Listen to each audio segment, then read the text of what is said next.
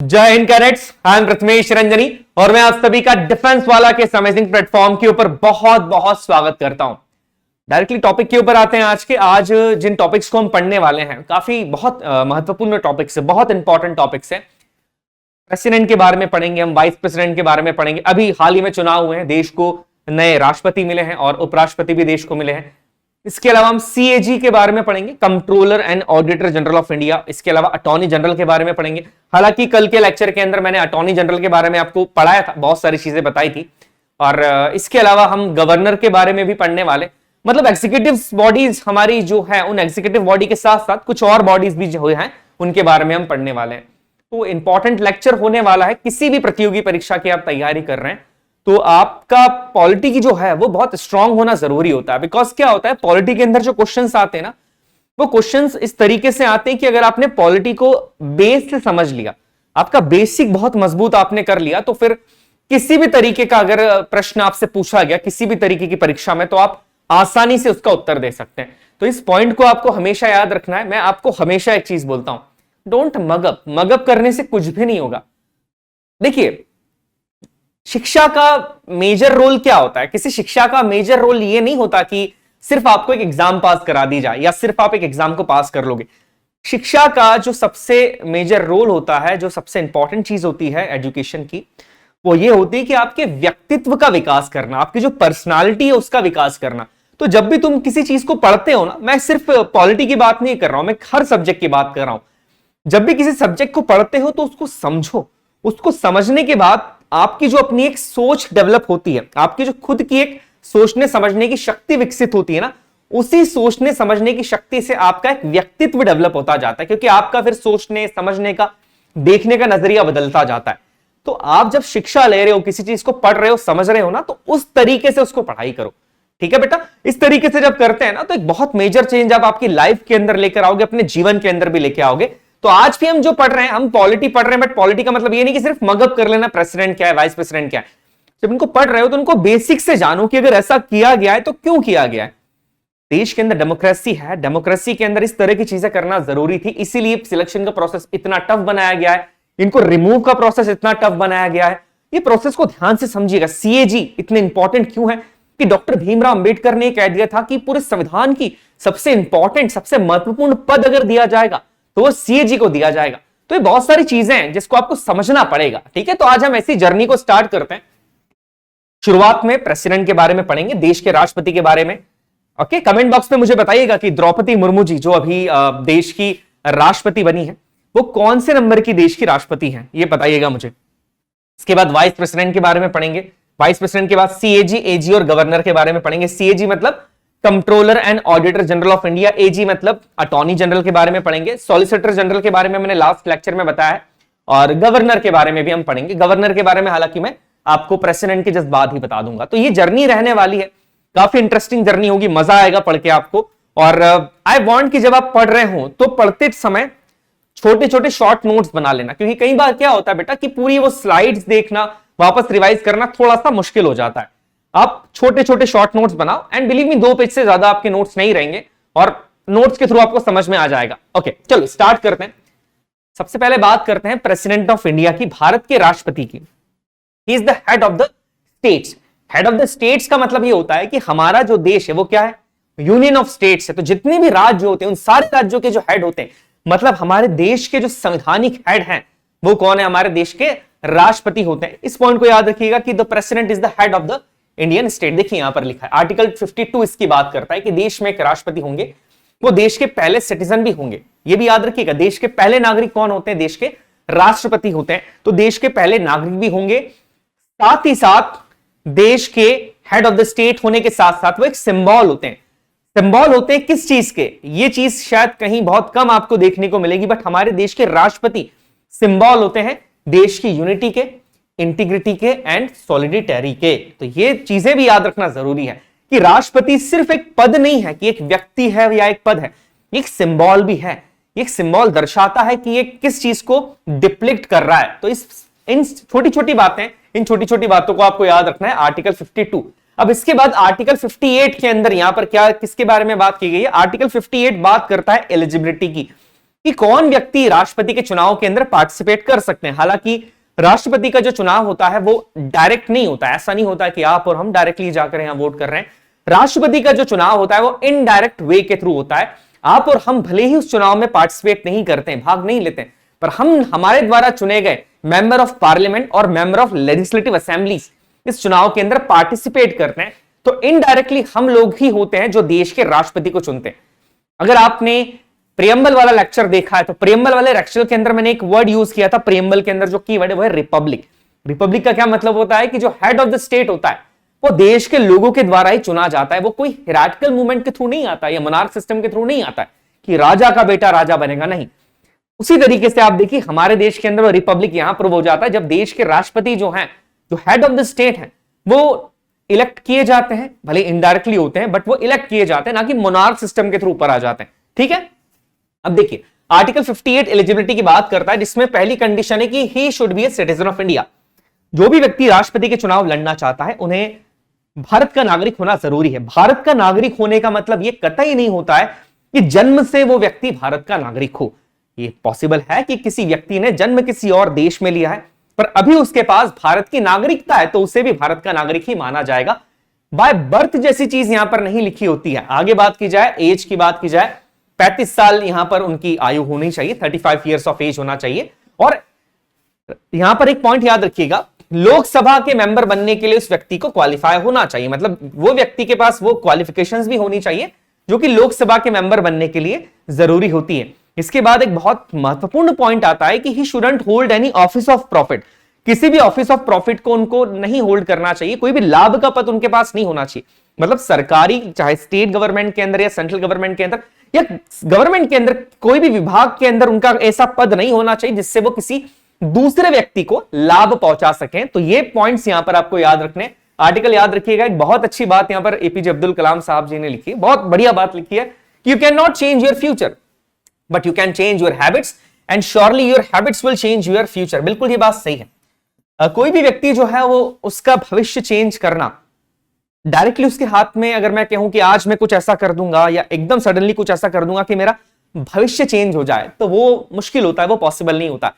But अगर आप अपनी हैबिट्स को चेंज करते हैं, हैबिट्स का मतलब यह होता है कि आपके सोचने का तरीका, आपके किसी काम को करने का तरीका, आपका जो बिहेव है, आप जो छोटी छोटी चीजें करते हैं, अगर आप उसको चेंज कर लेते हैं तो श्योरली आपकी हैबिट्स आपके फ्यूचर को भी चेंज कर देगी। और ये बात एपीजे अब्दुल कलाम साहब से अच्छी कौन जान सकता है कि एक मध्यम वर्गीय, बिल्कुल सामान्य से परिवार में पैदा हुए और भारत के इतने बड़े वैज्ञानिक रहे, उसके बाद भारत के राष्ट्रपति के पद के ऊपर भी रहे, एक ऐसी पर्सनालिटी जिनके लिए देश से ऊपर कभी कोई था ही नहीं।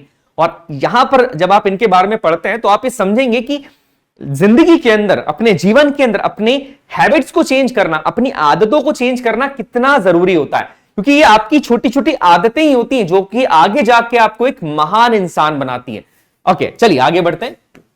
आगे बात की जाए, क्वालिफिकेशंस आगे और है, जैसे कि हमने बात करी कि ऑफिस ऑफ प्रॉफिट होल्ड नहीं करना चाहिए। इसके बाद कुछ पॉइंट्स और लिखे हैं यहां पर कि जो प्रेसिडेंट होते हैं उनकी जो सैलरी होती है, जो अलाउंसेस होते हैं, वो कंसोलिडेटेड फंड से आते हैं। ये पॉइंट याद रखिएगा। सेकंड शेड्यूल के अंदर उनकी सैलरी और अलाउंसेस के बारे में देके रखा है। और किसी भी समय पर अगर देश में फाइनेंशियल इमरजेंसी भी लग जाती है, उस समय पर भी इनके अलाउंसेस और इनकी सैलरी कम नहीं की जाएगी। इस प्रश्न को नोट कर लीजिएगा, क्योंकि ये क्या हिडन तरह के क्वेश्चंस होते हैं, हिडन पॉइंट्स जो होते हैं ना, इनसे अगर फिर क्वेश्चन आता है तो फिर समस्या आ जाती है एकदम कि अरे ये कैसा क्वेश्चन पूछ लिया। बट ये हिडन पॉइंट्स है, इसको नोट कर लीजिएगा कि यहां पर जो है वो इनकी सैलरी, जो अलाउंसेस होते हैं, उसे देश में अगर फाइनेंशियल इमरजेंसी भी आ रही तो भी कम नहीं किया जा सकता है। इसके बाद the president shall not be member of either house of the parliament. याद रखिएगा, जो देश के राष्ट्रपति हैं वो ऐसा नहीं हो सकता है कि वो देश के राष्ट्रपति रहते हुए लोकसभा या राज्यसभा के मेंबर हो या स्टेट असेंबलीज के या स्टेट काउंसिल के मेंबर हो, ये भी पॉसिबल नहीं होता है। जब भी कोई व्यक्ति देश का राष्ट्रपति बनता है तो यहां पर उसकी जो दूसरी सीट्स है वो यहां पर वेकेंट हो जाती है। तो नॉर्मली आप देखेंगे कि जब भी राष्ट्रपति के पद के लिए कोई व्यक्ति नॉमिनेट होता है तो उसके पास अगर उस समय पर कोई सीट्स हैं लोकसभा, राज्यसभा या स्टेट असेंबलीज या स्टेट काउंसिल के अंदर कहीं पर भी है, तो उन सीट, उस पद को वो रिक्त कर देता है, वो वेकेंट कर देता है। तो ये छोटे से पॉइंट से इन्हें याद रखिएगा। आगे हम बात करते हैं थोड़ा सा इलेक्शंस की बात की जाए। आर्टिकल 54 देश के राष्ट्रपति के इलेक्शंस के बारे में बताता है, चुनाव के बारे में बताता है। देश के राष्ट्रपति के चुनाव करवाने का काम जो है वो इलेक्शन कमीशन करता है।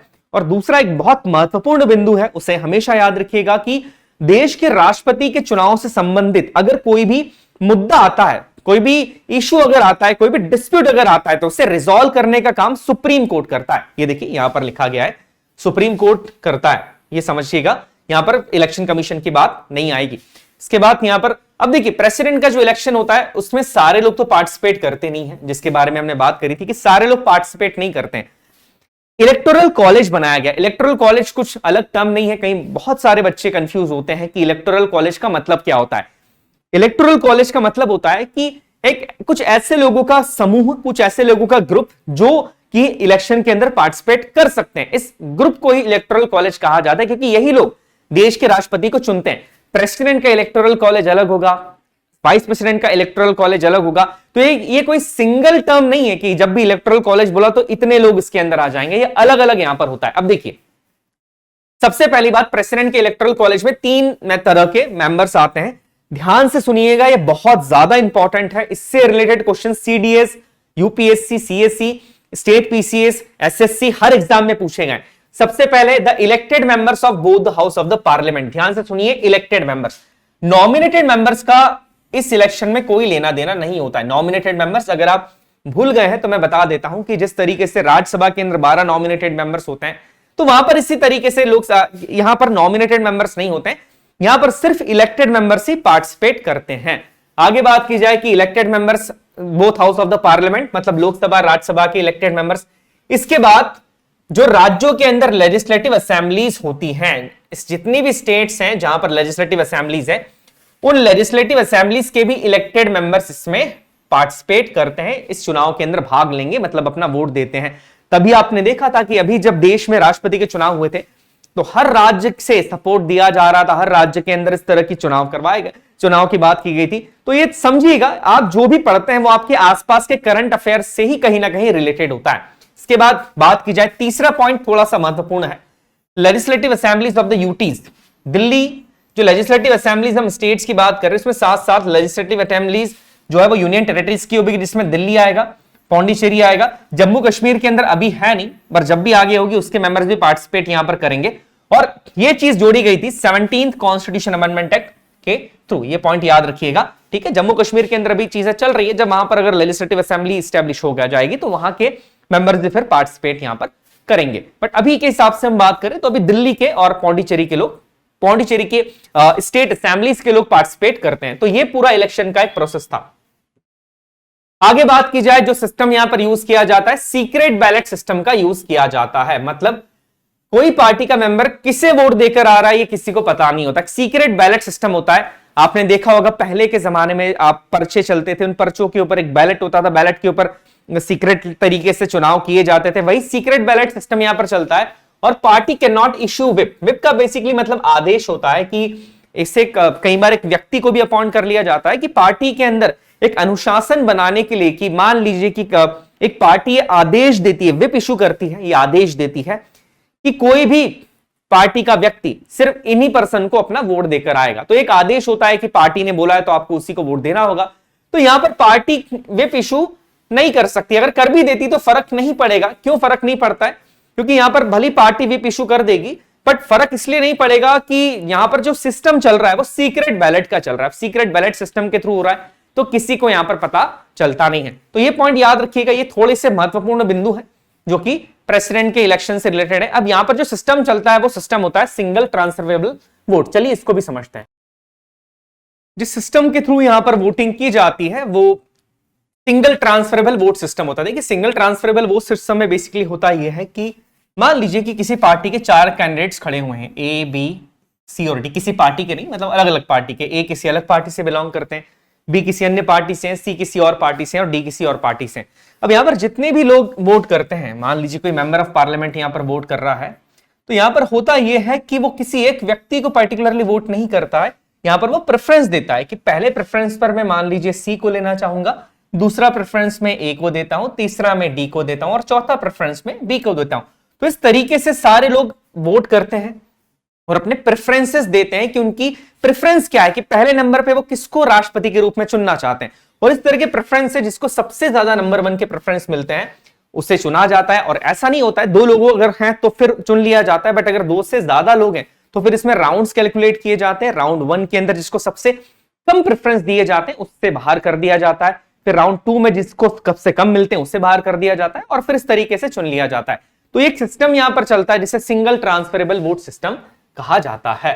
आगे अगर बात की जाए कि oath and terms of office, तो याद रखिएगा कि राष्ट्रपति अपने पद की जो शपथ है वो चीफ जस्टिस ऑफ इंडिया से लेते हैं। मतलब जो सीजीआई है देश के चीफ जस्टिस ऑफ इंडिया है, वो चीफ जस्टिस ऑफ इंडिया राष्ट्रपति को अपने पद की शपथ दिलाते हैं। अगर वो एब्सेंट है, सीजीआई नहीं है, किसी कारण से नहीं आ पाया है, तो यहां पर जो सीनियर मोस्ट जज होंगे सुप्रीम कोर्ट के, वो फिर उन्हें अपने पद की शपथ दिलाते हैं आर्टिकल 60 के अकॉर्डिंग। मुझे बताइएगा कि देश के अब सीजीआई कौन बनने वाले हैं, देश के अगले सीजीआई कौन है। हालांकि इस बारे में आपको पता होना चाहिए कौन है अगले सीजीआई, कमेंट बॉक्स के अंदर बताइएगा। टर्म की बात की जाए आर्टिकल 56 में राष्ट्रपति के टर्म की बात की जाए तो 5 साल इनका टर्म होता है। मतलब एक बार कोई व्यक्ति राष्ट्रपति बनने के बाद 5 साल तक उस पोस्ट के ऊपर रह सकते हैं, वापस से री इलेक्ट भी हो सकते हैं। ऐसा कुछ भी नहीं है कि जो व्यक्ति एक बार राष्ट्रपति बन गया वो वापस से री इलेक्ट नहीं हो सकता, इस तरह का कोई भी नियम नहीं है। कोई भी व्यक्ति यहां पर देश में दूसरी टर्म के लिए भी राष्ट्रपति के लिए चुनाव लड़ सकते हैं। आगे बात की जाए, अगर राष्ट्रपति को अपना रिजिग्नेशन देना है अपने टर्म से पहले, तो वो देश के उपराष्ट्रपति को अपना रिजिग्नेशन देते हैं। इस पॉइंट को नोट कर लीजिएगा कि देश के राष्ट्रपति अपना रिजिग्नेशन लेटर देश के उपराष्ट्रपति को देते हैं, और जो उपराष्ट्रपति होते हैं वो अपना रेजिग्नेशन लेटर राष्ट्रपति को देते हैं। 2 छोटे छोटे पॉइंट से बट काफी इंपॉर्टेंट है। अगर इन्हें रिमूव किया जाना है अपनी पोस्ट से, राष्ट्रपति को अगर अपनी पोस्ट से हटाया जाना है, तो इनके रिमूवल प्रोसेस को कहा जाता है इंपीचमेंट। याद रखिएगा, इंपीचमेंट काफी इंपॉर्टेंट प्रोसेस है, आगे मैं बताऊंगा इसके बारे में, और बता चुका हूं मैं वो री इलेक्शन के लिए एलिजिबल होते हैं। आर्टिकल 57 इस चीज की बात करता है कि देश के जो राष्ट्रपति होते हैं वो पुनः चुनाव यहां पर लड़ सकते हैं, because he is eligible for री इलेक्शन। काफी महत्वपूर्ण पॉइंट है, इसे याद रखिएगा। चलिए आगे यहां पर हम बात करते हैं इंपीचमेंट ऑफ प्रेसिडेंट। राष्ट्रपति के जो इंपीचमेंट का प्रोसीजर है, देखिए बहुत इंपॉर्टेंट प्रोसीजर है, और राष्ट्रपति को इंपीच करने का जो ग्राउंड है वो यही होता है कि अगर उन्होंने संविधान का उल्लंघन किया है। तो इस पॉइंट को याद रखिएगा, एक सिंगल ग्राउंड यहां पर तय किया गया है कि अगर राष्ट्रपति ने देश में संविधान का उल्लंघन किया है, संविधान के हिसाब से नहीं चल रहे हैं, संविधान का उल्लंघन किया है, उसी बेसिस के ऊपर उन्हें निकाला जा सकता है या रिमूव किया जा सकता है। हालांकि प्रोसेस काफी मुश्किल होता है। आर्टिकल 61 देश के राष्ट्रपति के रिमूवल के प्रोसेस की बात करता है, इंपीचमेंट की प्रोसेस की बात करता है। ध्यान से सुनिएगा, जो देश के राष्ट्रपति का जो रिमूवल का प्रोसेस है उसे इंपीचमेंट कहा जाता है। आर्टिकल 61 इंपीचमेंट की बात करता है, बहुत बहुत बहुत महत्वपूर्ण आर्टिकल है। आगे अगर बात की जाए तो इंपीचमेंट के अंदर कौन कौन से मेंबर्स पार्टिसिपेट करते हैं, देखिए सबसे पहली बात याद रखिएगा, इंपीचमेंट के अंदर जो मेंबर्स पार्टिसिपेट करते हैं वो कौन है? All the members of the parliament elected plus nominated takes part in the impeachment process. मतलब जहां इलेक्शन के अंदर सिर्फ इलेक्टेड मेंबर्स पार्टिसिपेट कर रहे थे पार्लियामेंट के, पार्लियामेंट में जब भी बोल रहा हूं मतलब लोकसभा राज्यसभा, यहां पर पार्लियामेंट के इलेक्टेड प्लस नॉमिनेटेड दोनों ही मेंबर पार्टिसिपेट करते हैं इंपीचमेंट में। दूसरी बात, जहां इलेक्ट करने के लिए स्टेट असेंबलीज के मेंबर्स पार्टिसिपेट कर रहे थे इलेक्टेड, यहां पर स्टेट असेंबलीज के मेंबर्स का कोई भी पार्टिसिपेशन नहीं होता है, याद रखिएगा। सिर्फ लोकसभा और राज्यसभा के जो मेंबर्स होते हैं, दोनों मेंबर्स इलेक्टेड नॉमिनेटेड, वो दोनों मेंबर्स मिलके राष्ट्रपति को इंपीच कर सकते हैं, मतलब उसके इंपीचमेंट के अंदर वोट देते हैं। इसके अलावा कोई भी राष्ट्रपति अभी तक देश में इंपीच नहीं हुआ है, ये पॉइंट भी याद रखिएगा, बहुत महत्वपूर्ण बिंदु है। अब इंपीचमेंट का प्रोसेस हम एक बार देख लेते हैं। President can be remove from office by the process of impeachment only on the grounds of violation of the constitution. जैसा कि मैंने आपको बताया कि सिर्फ और सिर्फ एक ही ग्राउंड है प्रेसिडेंट को उनकी पोस्ट से रिमूव करने का, वो है संविधान का अगर उन्होंने उल्लंघन किया है, तो कॉन्स्टिट्यूशन का वायलेशन किया है, सिर्फ इस ग्राउंड के ऊपर निकाला जा सकता है।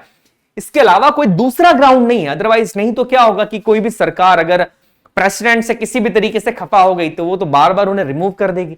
तो दैट्स व्हाई एक ग्राउंड डिसाइड किया गया है कि अगर प्रेसिडेंट ने, अगर देश के राष्ट्रपति ने संविधान का उल्लंघन किया है, वायलेशन किया है, तो सिर्फ और सिर्फ इसी ग्राउंड के ऊपर उन्हें उनकी पोस्ट से हटाया जा सकता है। अब देखिए आराम से एक एक पॉइंट सुनिएगा, बहुत इंपॉर्टेंट चीजें हैं, बिकॉज इन पॉइंट्स को समझना भी जरूरी है। सबसे पहले, the impeachment process can be started from any house of the parliament by living charges against him. पहली बात, किसी भी हाउस के अंदर, मतलब लोकसभा हो या राज्यसभा हो, किसी भी हाउस में प्रेसिडेंट के इंपीचमेंट के प्रोसेस को स्टार्ट किया जा सकता है। यहां पर स्टेट असेंबली में नहीं किया जा सकता है। तो नॉर्मल कॉमन सेंस की बात है कि स्टेट असेंबलीज के अंदर प्रेसिडेंट के इंपीचमेंट के प्रोसेस को स्टार्ट नहीं करते। लोकसभा, राज्यसभा दोनों में से कहीं भी प्रेसिडेंट का इंपीचमेंट का प्रोसेस स्टार्ट किया जा सकता है।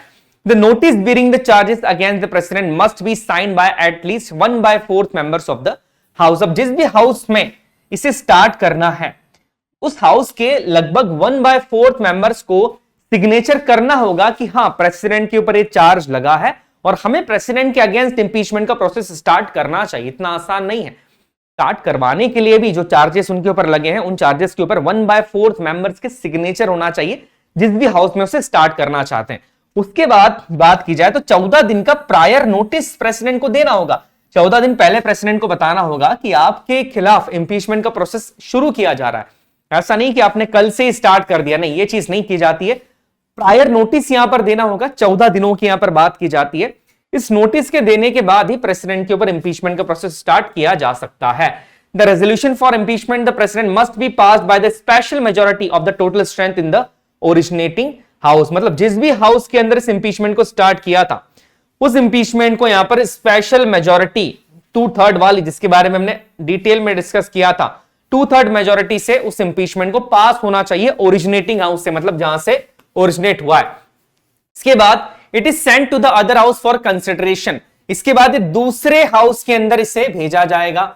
दूसरे house, the other house act as an investigation house. अब देखिए यहां पर क्या होगा, दूसरा जो हाउस होता है, मान लीजिए पहले लोकसभा से पास हो गया स्पेशल मेजॉरिटी से 2/3 वाली, उसके बाद वो जाएगा राज्यसभा में। जो दूसरा हाउस होता है वो as a investigating house treat किया जाता है। इन्वेस्टिगेटिंग हाउस वर्क करता है। इन्वेस्टिगेटिंग हाउस इसको इसलिए बोल रहे हैं कि राष्ट्रपति के ऊपर जो इल्जाम लगे हैं, जो चार्जेस लगे हैं, उनको इसी हाउस के अंदर इन्वेस्ट किया जाता है। हालांकि हाउस डायरेक्टली नहीं करता है, एक कमिटी गठित करता है। देखिए आगे लिखा है, a select committee formed to investigate the charges labelled against the president. के प्रेसिडेंट के ऊपर जो चार्जेस लगे हैं, उन चार्जेस को प्रूव करने के लिए, उन चार्जेस को इन्वेस्टिगेट करने के लिए कि जो चार्जेस लगे हैं, जो इल्जाम प्रेसिडेंट पे लगे हैं, जो आरोप लगाए गए हैं, क्या वो आरोप सही भी है। ऐसा तो नहीं कि उन्हें फंसाए जाने की कोशिश की जा रही है। इसको लेकर एक इन्वेस्टिगेशन कमेटी गठित की जाती है दूसरे हाउस के अंदर। The president of India has the right to defend himself through the authorised council. यहां पर यह भी याद रखिएगा कि देश के जो राष्ट्रपति हैं, उनके पास भी पावर होता है कि वो अपने आप को डिफेंड कर सके। वो बता सके कि मैंने इस तरह का कोई काम नहीं किया है, और अगर किया है तो ये मेरे पावर के अंदर था। किसी एक ऑथोराइज कमिटी के थ्रू या ऑथोराइज काउंसिल के थ्रू अपने आप को डिफेंड भी कर सकते हैं, अपने आप को बचा सकते हैं, अपनी बात रख सकते हैं। इसके बाद after the investigation by the select committee, if the other house also passes the resolution by the 2/3 majority. मतलब मान लीजिए इन्वेस्टिगेशन कमिटी बिठा ली गई थी दूसरे हाउस में। इन्वेस्टिगेशन कमिटी के सामने प्रेसिडेंट ने अपने आप को प्रेजेंट किया, अपनी बात रखी, किसी काउंसिल के थ्रू अपनी बात को रखवाया भी। उसके बाद भी ये पाया गया कि प्रेसिडेंट जो है वो कल्प्रिट है, वो दोषी हैं, उनके ऊपर जो चार्जेस लगे हैं वो बिल्कुल सही हैं।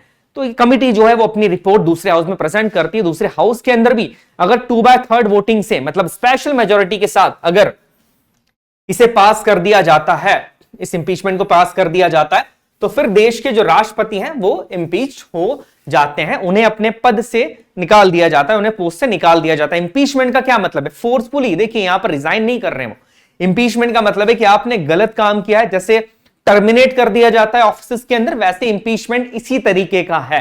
समझिएगा। चलिए इसको एक बार और समझ लेते हैं। मान लीजिए इंपीचमेंट का प्रोसेस स्टार्ट हो रहा है फर्स्ट हाउस के अंदर। फर्स्ट हाउस मान लीजिए राज्यसभा है, तो यहां पर क्या किया जाएगा? सबसे पहले 1/4 मेंबर का सिग्नेचर किया जाएगा। उसके बाद 14 डेज का नोटिस प्रेसिडेंट को दिया जाएगा कि आपके अगेंस्ट चार्जेस स्टार्ट किए जाने वाले हैं। इसके बाद पहले हाउस के अंदर जो है वो स्पेशल मेजॉरिटी, मतलब 2/3 मेंबर्स प्रेजेंट इन वोटिंग वाला जो स्पेशल मेजॉरिटी की मैं बात कर रहा हूं, स्पेशल मेजॉरिटी से रेजोल्यूशन अगर यहां से पास हो गया तो दूसरे हाउस में जब वो जाता है तो दूसरा हाउस जो है वो इन्वेस्टिगेशन हाउस बन जाएगा। इन्वेस्टिगेशन हाउस इसलिए कहा जाएगा क्योंकि यहां पर एक कमेटी बनाई जाएगी। ये कमेटी देश के राष्ट्रपति पे लगे आरोपों की जांच करेगी। इस कमेटी की जब जांच हो रही होगी तो राष्ट्रपति को भी अधिकार होगा कि वो अपने आप को भी प्रेजेंट कर सकते हैं, वो बता सकते हैं कि उन्होंने कोई इस तरह का गलत काम नहीं किया। किसी काउंसिल के थ्रू अपने अपनी बेगुनाही के बारे में बता सकते हैं। इसके बाद कमेटी अपनी रिपोर्ट प्रेजेंट करती है। रिपोर्ट के बाद वापस दूसरे हाउस में भी अगर स्पेशल मेजॉरिटी के साथ इंपीचमेंट पास हो जाता है तो उसके बाद देश के राष्ट्रपति को अपने पद से निकाल दिया जाता है, उन्हें हटा दिया जाता है। अभी तक ऐसा एक भी मौका नहीं आया है भारत के इतिहास में कि किसी भी राष्ट्रपति को उनके पद से हटाया गया हो। एक बहुत महत्वपूर्ण पॉइंट है जिसको मैं फिर से बोल रहा हूं कि केवल एक ही ग्राउंड है प्रेसिडेंट के इंपीचमेंट का। वो ग्राउंड ये होता है कि उन्होंने अगर संविधान का उल्लंघन किया है, तो वायलेशन किया है कॉन्स्टिट्यूशन का, सिर्फ ये एक ग्राउंड है, इसे याद रखिएगा। चलिए आगे प्रेसिडेंट की बात की जाए तो कुछ स्पेशल प्रिविलेजेस प्रेसिडेंट को दिए जाते हैं। He is the first citizen of India. उनके पास कुछ स्पेशल अधिकार भी होते हैं, कुछ प्रिविलेजेस इन्हें दिए जाते हैं। जैसे पहली बात, राष्ट्रपति भवन के अंदर ये राष्ट्रपति का निवास होता है जहां पर प्रेसिडेंट रहते हैं। इसके अलावा प्रेसिडेंट बॉडीगार्ड्स हमेशा उनकी सुरक्षा में रहते हैं, इसके बारे में भी हम आगे पढ़ेंगे। इम्यूनिटी ऑफ अरेस्ट भी इनको है, बताऊंगा मैं इम्यूनिटी ऑफ अरेस्ट का क्या मतलब होता है, कि अरेस्ट नहीं किया जा सकता है प्रेसिडेंट को, उनके टर्म के दौरान अरेस्ट नहीं किया जा सकता है।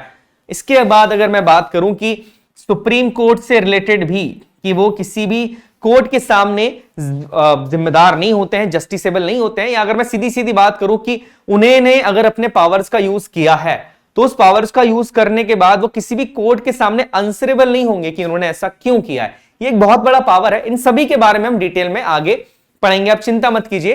काफी इंटरेस्टिंग सा पॉइंट्स है। प्रेसिडेंट जो है वो देश के राष्ट्रपति, एक बहुत बड़ा पद होता है, फर्स्ट सिटीजन होते हैं, तो इनको काफी सारी इम्यूनिटीज भी हैं, पावर्स भी हैं, जिनके बारे में हम अभी आगे पढ़ेंगे। चलिए आगे स्टार्ट करते हैं। सबसे पहले बात की जाए जो सबसे महत्वपूर्ण पावर किसी भी राष्ट्रपति के पास होता है वो है वीटो पावर। आर्टिकल याद रखिएगा, आर्टिकल 111 के अंदर वीटो पावर आता है। वीटो का क्या मतलब होता है, देखिए, देश के राष्ट्रपति के सिग्नेचर के बिना कोई भी बिल, एक्ट नहीं बनता है। मतलब सबसे पहले कोई बिल था वो गया लोकसभा में, मान लीजिए किसी भी हाउस में बिल जा सकता है, हम ऑलरेडी इसके बारे में बात कर चुके हैं कि जरूरी नहीं है कि कोई बिल पहले लोकसभा में ही जाएगा, राज्यसभा में ही जाएगा, it's totally dependent on the bill. हाँ, अगर मनी बिल है तो फिर वो लोकसभा के अंदर जाता है, बट ऑर्डिनरी बिल है तो वो राज्यसभा में भी जा सकता है। तो ये कंफ्यूजन मत होइएगा कि अगर कोई बिल है तो वो सबसे पहले किस हाउस में जाता है, किसी भी हाउस में जा सकता है। मान लीजिए कोई बिल था वो लोकसभा में गया, लोकसभा से पास होने के बाद वो बिल जाता है राज्यसभा में, राज्यसभा से भी बिल पास हो जाता है, उसके बाद बिल जाता है प्रेसिडेंट के सिग्नेचर के लिए। जब प्रेसिडेंट अपने सिग्नेचर यहां पर कर देते हैं तो बिल क्या बन जाता है, बिल बन जाता है यहां पर एक्ट। बट जब प्रेसिडेंट के पास कोई भी बिल सिग्नेचर के लिए आता है तो यहां पर प्रेसिडेंट के पास तीन तरह की चॉइसेस होती है। पहला, give his assent to the bill, मतलब प्रेसिडेंट चाहे तो अपनी सहमति उस बिल के ऊपर दे दे, मतलब बिल पे साइन कर दे। Withhold his assent to the bill, मतलब वो इस बिल के ऊपर साइन नहीं करेगी, अपनी सहमति नहीं देंगे और कह देंगे कि ये बिल जो है वो पास नहीं किया जा सकता, यहां पर उसकी बात कर रहे हैं। इसके बाद return the bill for reconsideration, bill को वापस से रिकंसिडरेशन के लिए दे देना कि ये बिल में कुछ पॉइंट्स तो सही हैं बट इन कुछ पॉइंट्स को लेकर आपको वापस से विचार करना होगा, और वापस से पार्लियामेंट के रिकंसिडरेशन के लिए बिल को वापस से वो पार्लियामेंट में भेज सकते हैं। तो ये तीन पावर्स होते हैं यहां पर। अब देखिए, ये तीनों के बारे में जानने से पहले आपको ये जानना होगा कि जैसे ये हमारे महामहिम राष्ट्रपति जी हैं, प्रेसिडेंट के पास जो पावर्स होते हैं उन पावर्स को क्वेश्चन नहीं किया जा सकता है। समझिएगा, आप ये नहीं कर सकते कि प्रेसिडेंट के पास ये पावर है तो आप इसके अगेंस्ट सुप्रीम कोर्ट में या किसी भी जुडिशियल न्यायालय के अंदर एक पिटीशन दायर कर दे कि ऐसे पावर्स देश में राष्ट्रपति को क्यों देकर रखें, ये नहीं किया जा सकता है। आइए आगे देखते हैं। सबसे पहले हम जानेंगे वीटो पावर जो है देश के हमारी महामहिम राष्ट्रपति जी हैं द्रौपदी मुर्मू जी। तीन पावर्स हैं, पहला एब्सोल्यूट वीटो, पॉकेट वीटो और सस्पेंसिव वीटो। ये वही तीनों चीजें हैं जिसके बारे में अभी हमने पढ़ा है, अब हम इसको डिटेल में पढ़ते हैं। सबसे पहला आता है एब्सोल्यूट वीटो। एब्सोल्यूट वीटो का मतलब होता है president withhold is assent to a bill. Withhold का क्या मतलब होता है, कोई बिल प्रेसिडेंट के पास आया, प्रेसिडेंट ने उसे रिजेक्ट कर दिया, एसेंट नहीं दिया अपना, विथहोल्ड कर दिया कि नहीं, सहमति नहीं देना। अब यहां पर क्या होता है कि bill will reject and can not become an act. सीधी सी बात है, अगर बिल देश के राष्ट्रपति के पास आया है, राष्ट्रपति महोदय ने सहमति यहां पर नहीं दी, तो यहां पर बिल जो है वो कानून बन ही नहीं पाएगा। अब ऐसा नॉर्मली हर कंडीशन में होता नहीं है, बट दो कंडीशंस के अंदर ये होता है। पहला, या तो वो प्राइवेट मेंबर बिल हो। प्राइवेट मेंबर बिल का क्या मतलब होता है कि जो लोग देश के अंदर या जो मेंबर्स सरकार में नहीं है, उन मेंबर्स ने अगर इस बिल को भेजा है और बिल किसी तरीके से पास हो गया और प्रेसिडेंट के पास आ गया, तो ये कंडीशन बनती है कि प्रेसिडेंट इसे रिजेक्ट कर दें। दूसरा, Lok Sabha dissolve and newly elected Lok Sabha advise him to withhold his assents. मतलब मान लीजिए ये कोई लोकसभा थी, इस लोकसभा से कोई बिल पास हो गया था और वो बिल जो है वो प्रेसिडेंट के पास आया है। अब क्या होता है कि लोकसभा ये डिसॉल्व हो जाती है किसी कारणवश और नई लोकसभा आती है और नई लोकसभा प्रेसिडेंट को कह देती है कि आप इस बिल को अपनी असेंट मत दो। तो ये कंडीशन भी बन सकती है। हालांकि प्रेसिडेंट के अपने विवेक के ऊपर भी निर्भर है, ऑब्वियस चीज है कि वो किसी बिल को रिजेक्ट करना चाहे तो वो करते हैं। बट यहां पर एक आर्टिकल 74 आ जाता है कि काउंसिल ऑफ मिनिस्टर्स की एड एंड एडवाइस के ऊपर काम करते हैं, तो थोड़ा सा एक कॉन्फ्लिक्ट वाली सिचुएशन यहां पर बनती है। एक बार ऐसा हुआ भी था कि 1954 के अंदर डॉक्टर राजेंद्र प्रसाद जी ने पेप्स्यू बिल को जो है वो रिजेक्ट कर दिया था, अपनी एसेंट नहीं दी थी, एब्सोल्यूट वीटो पावर का उपयोग किया था। इसके बाद दूसरा जो पावर है वो काफी इंपॉर्टेंट है, वो सस्पेंसिव वीटो। सस्पेंसिव का क्या मतलब होता है, यहां पर वो वापस से रिकंसिडरेशन के लिए भेज देते हैं बिल को दोनों हाउसेस के अंदर। When you return the bill for reconsideration, मान लीजिए कोई बिल था वो प्रेसिडेंट के पास आ गया दोनों हाउसेस से पास होके, बट प्रेसिडेंट ने उस बिल को देखा तो उनको लगा कि इस बिल के जो 3 पॉइंट्स है ये सही नहीं है, इन्हें वापस से इनके ऊपर वापस से विचार करने की जरूरत है देश की पार्लियामेंट को। तो प्रेसिडेंट क्या है, वापस से बिल को दोनों हाउसेस में भेज देते हैं, लोकसभा राज्यसभा दोनों हाउसेस में यहां पर भेज देते हैं। याद रखिएगा। अब देखिए क्या लिखा है, if the parliament resends the bill with और without amendment of the Indian president, मतलब प्रेसिडेंट ने अपने पावर का यूज करा, उन्होंने क्या करा, इस बिल को वापस से भेज दिया रिकंसिडरेशन के लिए। बट अगर दूसरी बार लोकसभा और राज्यसभा ने उस बिल को पास कर दिया, चाहे उन्होंने प्रेसिडेंट के रिकमेंडेशंस को माना हो या ना माना हो, दूसरी बार अगर वो प्रेसिडेंट के पास आता है तो प्रेसिडेंट को उस पर सिग्नेचर करने ही होंगे। इस समय पर प्रेसिडेंट वापस उस बिल को फिर रिजेक्ट नहीं कर सकते हैं, ये पॉइंट याद रखिएगा। इसके बाद can't do it with the relating the money bill। Money bill के केस में याद रखिए, मनी बिल के केस के अंदर प्रेसिडेंट जो है वो सस्पेंसिव वीटो पावर का यूज नहीं कर सकते। क्यों नहीं कर सकते, जब मनी बिल हम पढ़ रहे थे तो मैंने एक बात आपको कही थी कि मनी बिल, कोई बिल मनी बिल है या नहीं है ये डिसाइड स्पीकर करता है, बट मनी बिल जो है वो प्रेसिडेंट के रिकमेंडेशन से ही प्रेजेंट किया जा सकता है। तो जब प्रेसिडेंट ने रिकमेंड करके ही उस बिल को दिया है तो फिर वो अपनी वापस से उसे रिकंसिडरेशन के लिए क्यों ही भेजेंगे, अगर उन्होंने उस टाइम पे उसे रिकमेंड कर ही दिया है तो क्यों भेजेंगे। दैट्स वाई ये भी एक महत्वपूर्ण रीजन है कि मनी बिल जो है उसे वापस से प्रेसिडेंट जो है वो सस्पेंसिव वीटो का यूज अपना नहीं कर सकते। अब तीसरा जो है वीटो का पावर, वो सबसे ज्यादा इंपॉर्टेंट है, यह पॉकेट वीटो। पॉकेट का क्या मतलब होता है, नॉर्मली हम जानते हैं, मान लीजिए कि प्रेसिडेंट के पास कोई बिल आया, वो लोकसभा से पास हो गया था, राज्यसभा से भी पास हो जाता है और प्रेसिडेंट के पास आता है। प्रेसिडेंट उस बिल को लेकर ना तो अपनी असहमति जताते हैं, ना तो उस बिल को रिजेक्ट करते हैं, ना तो उसके ऊपर एसेंट देते हैं, मतलब ना उसे एक्सेप्ट करते हैं। उस बिल के ऊपर हाँ ना किसी भी तरीके से जवाब नहीं दे रहे, बस उन्होंने उस बिल को होल्ड कर लिया।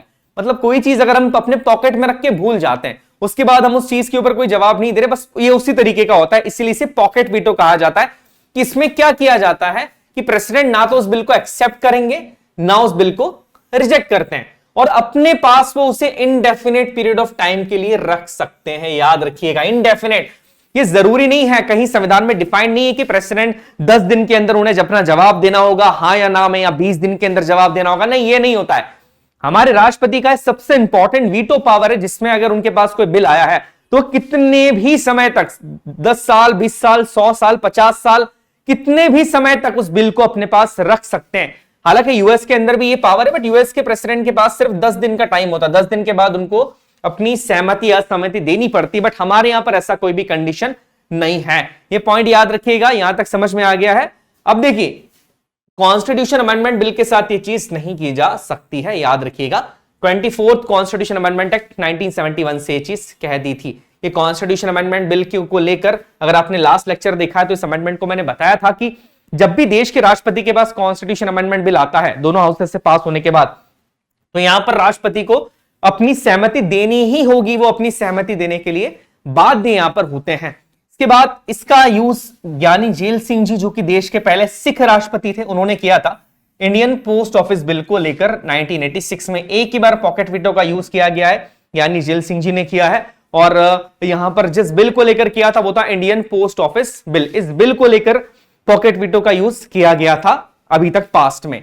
चलिए आगे बढ़ते हैं। इसके बाद दूसरे पावर्स की बात की जाए तो हमारी राष्ट्रपति जी के पास मिलिट्री पावर्स भी हैं, फाइनेंशियल पावर्स भी हैं, जुडिशियल पावर्स भी, एग्जीक्यूटिव पावर्स भी हैं, डिप्लोमैटिक पावर्स भी हैं और इमरजेंसी के पावर्स भी हैं कि इमरजेंसी के टाइम पे प्रेसिडेंट रूल की बात की जाए, नेशनल इमरजेंसी की बात की जाए, उस टाइम पे क्या पावर है।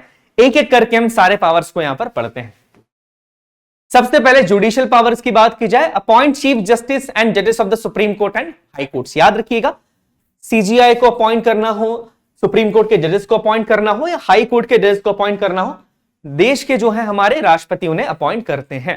इसके बाद बात की जाए, can seek advice from supreme court on any question of law.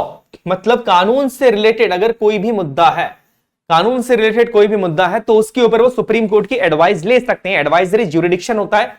Article 143 ये पावर है किसके पास? प्रेसिडेंट के पास है। याद रखिएगा कि वो किसी भी कानून के मुद्दे के ऊपर या किसी भी संवैधानिक मुद्दे के ऊपर सुप्रीम कोर्ट की राय ले सकते हैं, उनकी एडवाइस ले सकते हैं, और ये सुप्रीम कोर्ट के एडवाइजरी ज्यूरिडिक्शन के अंदर आता है। इसके बाद क्षमादान की शक्तियां हैं इनकी, जिसके बारे में हम आगे पढ़ेंगे। काफी इंपॉर्टेंट क्षमादान की शक्तियां हैं। Pardoning powers of the president article 72 के अंदर आती है पार्डनिंग पावर। सबसे पहला आता है पार्डन कर देना, पूरी तरीके से क्षमा कर देना। It removes both the sentence and the convention and completely absolve the convict from any sentence, punishment and disqualification. देखिए, मान लीजिए कोई व्यक्ति है ए, इसे कोर्ट ने फांसी की सजा सुनाई, ये डालता है, एक पिटीशन डालता है पार्डन की देश के राष्ट्रपति के पास। अगर देश के राष्ट्रपति इसकी इस पिटीशन को स्वीकार कर लेते हैं और इसे पार्डन ग्रांट कर देते हैं तो इस व्यक्ति की फांसी की सजा भी समाप्त हो जाएगी, इसके ऊपर लगे सारे आरोप भी खारिज कर दिए जाएंगे, इसे बाइज्जत बरी कर दिया जाता है। मतलब यह माना जाएगा कि इस व्यक्ति ने कभी कोई क्राइम करा ही नहीं था। यह पावर होता है डायरेक्ट पार्डनिंग का पावर, देश के राष्ट्रपति का। बहुत बहुत बहुत महत्वपूर्ण पावर है। बट ऐसा नहीं होता है कि हमेशा इस पावर का यूज किया जाता है, बहुत कम कंडीशंस होती है जब इस पावर का यूज यहां पर किया जाता है। नेक्स्ट आपका होता है कम्यूटेशन। कम्यूटेशन का मतलब it denotes the substitute of one form of punishment for a lighter form. For example, a death sentence may be commuted to life imprisonment which is turn may be commuted to simple imprisonment. काफी बहुत ज्यादा महत्वपूर्ण है ये। और commutation एक ऐसा pardoning power है जिसके लिए सबसे ज्यादा एप्लीकेशंस आती है महामहिम राष्ट्रपति जी के पास। कम्यूटेशन का मतलब होता क्या? देखिए, it denotes the substitute of one form of punishment for a lighter form. For example, a death sentence may be commuted to life imprisonment which in turn may be commuted to simple imprisonment. देखिए यहां पर क्या हो रहा है, मान लीजिए कोई व्यक्ति था, हम पर्सन ए की बात करते हैं, पर्सन ए को सजा सुनाई गई है किसकी? यहां पर फांसी की सजा सुनाई दी गई है, मतलब डेथ पेनल्टी इसको दी गई है। मान लेते हैं डेथ सेंटेंस इसको दिया गया है। कम्यूटेशन के थ्रू ये किया जा सकता है कि इसका जो फॉर्म ऑफ पनिशमेंट है, जो कि डेथ पेनल्टी था, जो कि बहुत हार्ड फॉर्म था, उसको लाइटर फॉर्म में कन्वर्ट कर दिया जाता है। मतलब अब पर्सन ए को डेथ पेनल्टी की जगह ये हो सकता है कि आजीवन कारावास, लाइफ इंप्रिजनमेंट यहां पर दिया जा सकता है। मतलब इसमें एक साफ साफ लिखा गया है कि यहां पर ये पावर प्रेसिडेंट को होता है कम्यूटेशन पार्डनिंग पावर के तहत कि वो किसी भी पर्सन की पनिशमेंट को लाइटर फॉर्म ऑफ पनिशमेंट में कन्वर्ट कर सकते हैं। मतलब किसी को अगर फांसी की सजा मिली है तो उसे आजीवन कारावास दे देंगे, किसी को अगर राइगरेस इंप्रिजनमेंट मिला है तो उसको सिंपल इंप्रिजनमेंट दे सकते हैं। राइगरेस इंप्रिजनमेंट का मतलब होता है कठोर कारावास या सश्रम कारावास, ये याद रखिएगा। ये है कम्यूटेशन। आगे इसके बाद आता है रिमिशन। देखिए, रिमिशन के अंदर सेम चीज हो रही है, बट यहां पर क्या होता है कि जो नेचर ऑफ पनिशमेंट है, नेचर ऑफ जो पनिशमेंट है वो चेंज नहीं किया जाता है। मतलब मान लीजिए किसी व्यक्ति को 5 साल का कठोर कारावास दिया गया था, राइगरियस इंप्रिजनमेंट दी गई थी, तो यहां पर प्रेसिडेंट ये कर सकते हैं कि उसके 5 साल के कठोर कारावास को 3 साल के कठोर कारावास में कन्वर्ट कर सकते हैं। मतलब कठोर कारावास तो दिया ही जाएगा, यहां पर ये नहीं कर सकते कि 5 साल के कठोर कारावास को करके 3 साल का सिंपल इंप्रिजनमेंट दे दिया या सामान्य कारावास दे दिया। नहीं, यहां पर जो है एक पॉइंट याद रखिएगा, विदाउट चेंजिंग इट्स कैरेक्टर। जो पनिशमेंट का कैरेक्टर है, पीरियड तो चेंज कर सकते हैं कि 5 साल को 3 साल कर दिया, बट जो कैरेक्टर था कि कठोर कारावास दिया जा रहा है, उस कठोर कारावास उस कैरेक्टर को चेंज नहीं कर सकते। और ये होता है यहां पर रिमिशन। याद रखिएगा, बहुत इंपॉर्टेंट पावर है ये। इसके बाद आता है रिस्पाइट। रिमिशन, रिस्पाइट और रिप्राइव, इसमें कंफ्यूज मत होइएगा। रिमिशन के बाद रिस्पाइट में क्या होता है कि जेल के अंदर कई बार कुछ ऐसी कंडीशंस बन जाती है फिजिकल डिसेबिलिटी के कारण, या जेल में अगर कोई महिला कैदी है उसके प्रेगनेंसी के टाइम पे उनका जो सेंटेंस है उसे कम कर दिया जाता है, उनकी सजा को कम कर दिया जाता है। जो ऑर्डिनरी उनको, जो ओरिजिनली जो उनको अवॉर्ड की गई थी सजा, जो ओरिजिनली कोर्ट ने सजा सुनाई थी, इसको कम कर दिया जाता है उनकी कंडीशन को देखते हुए।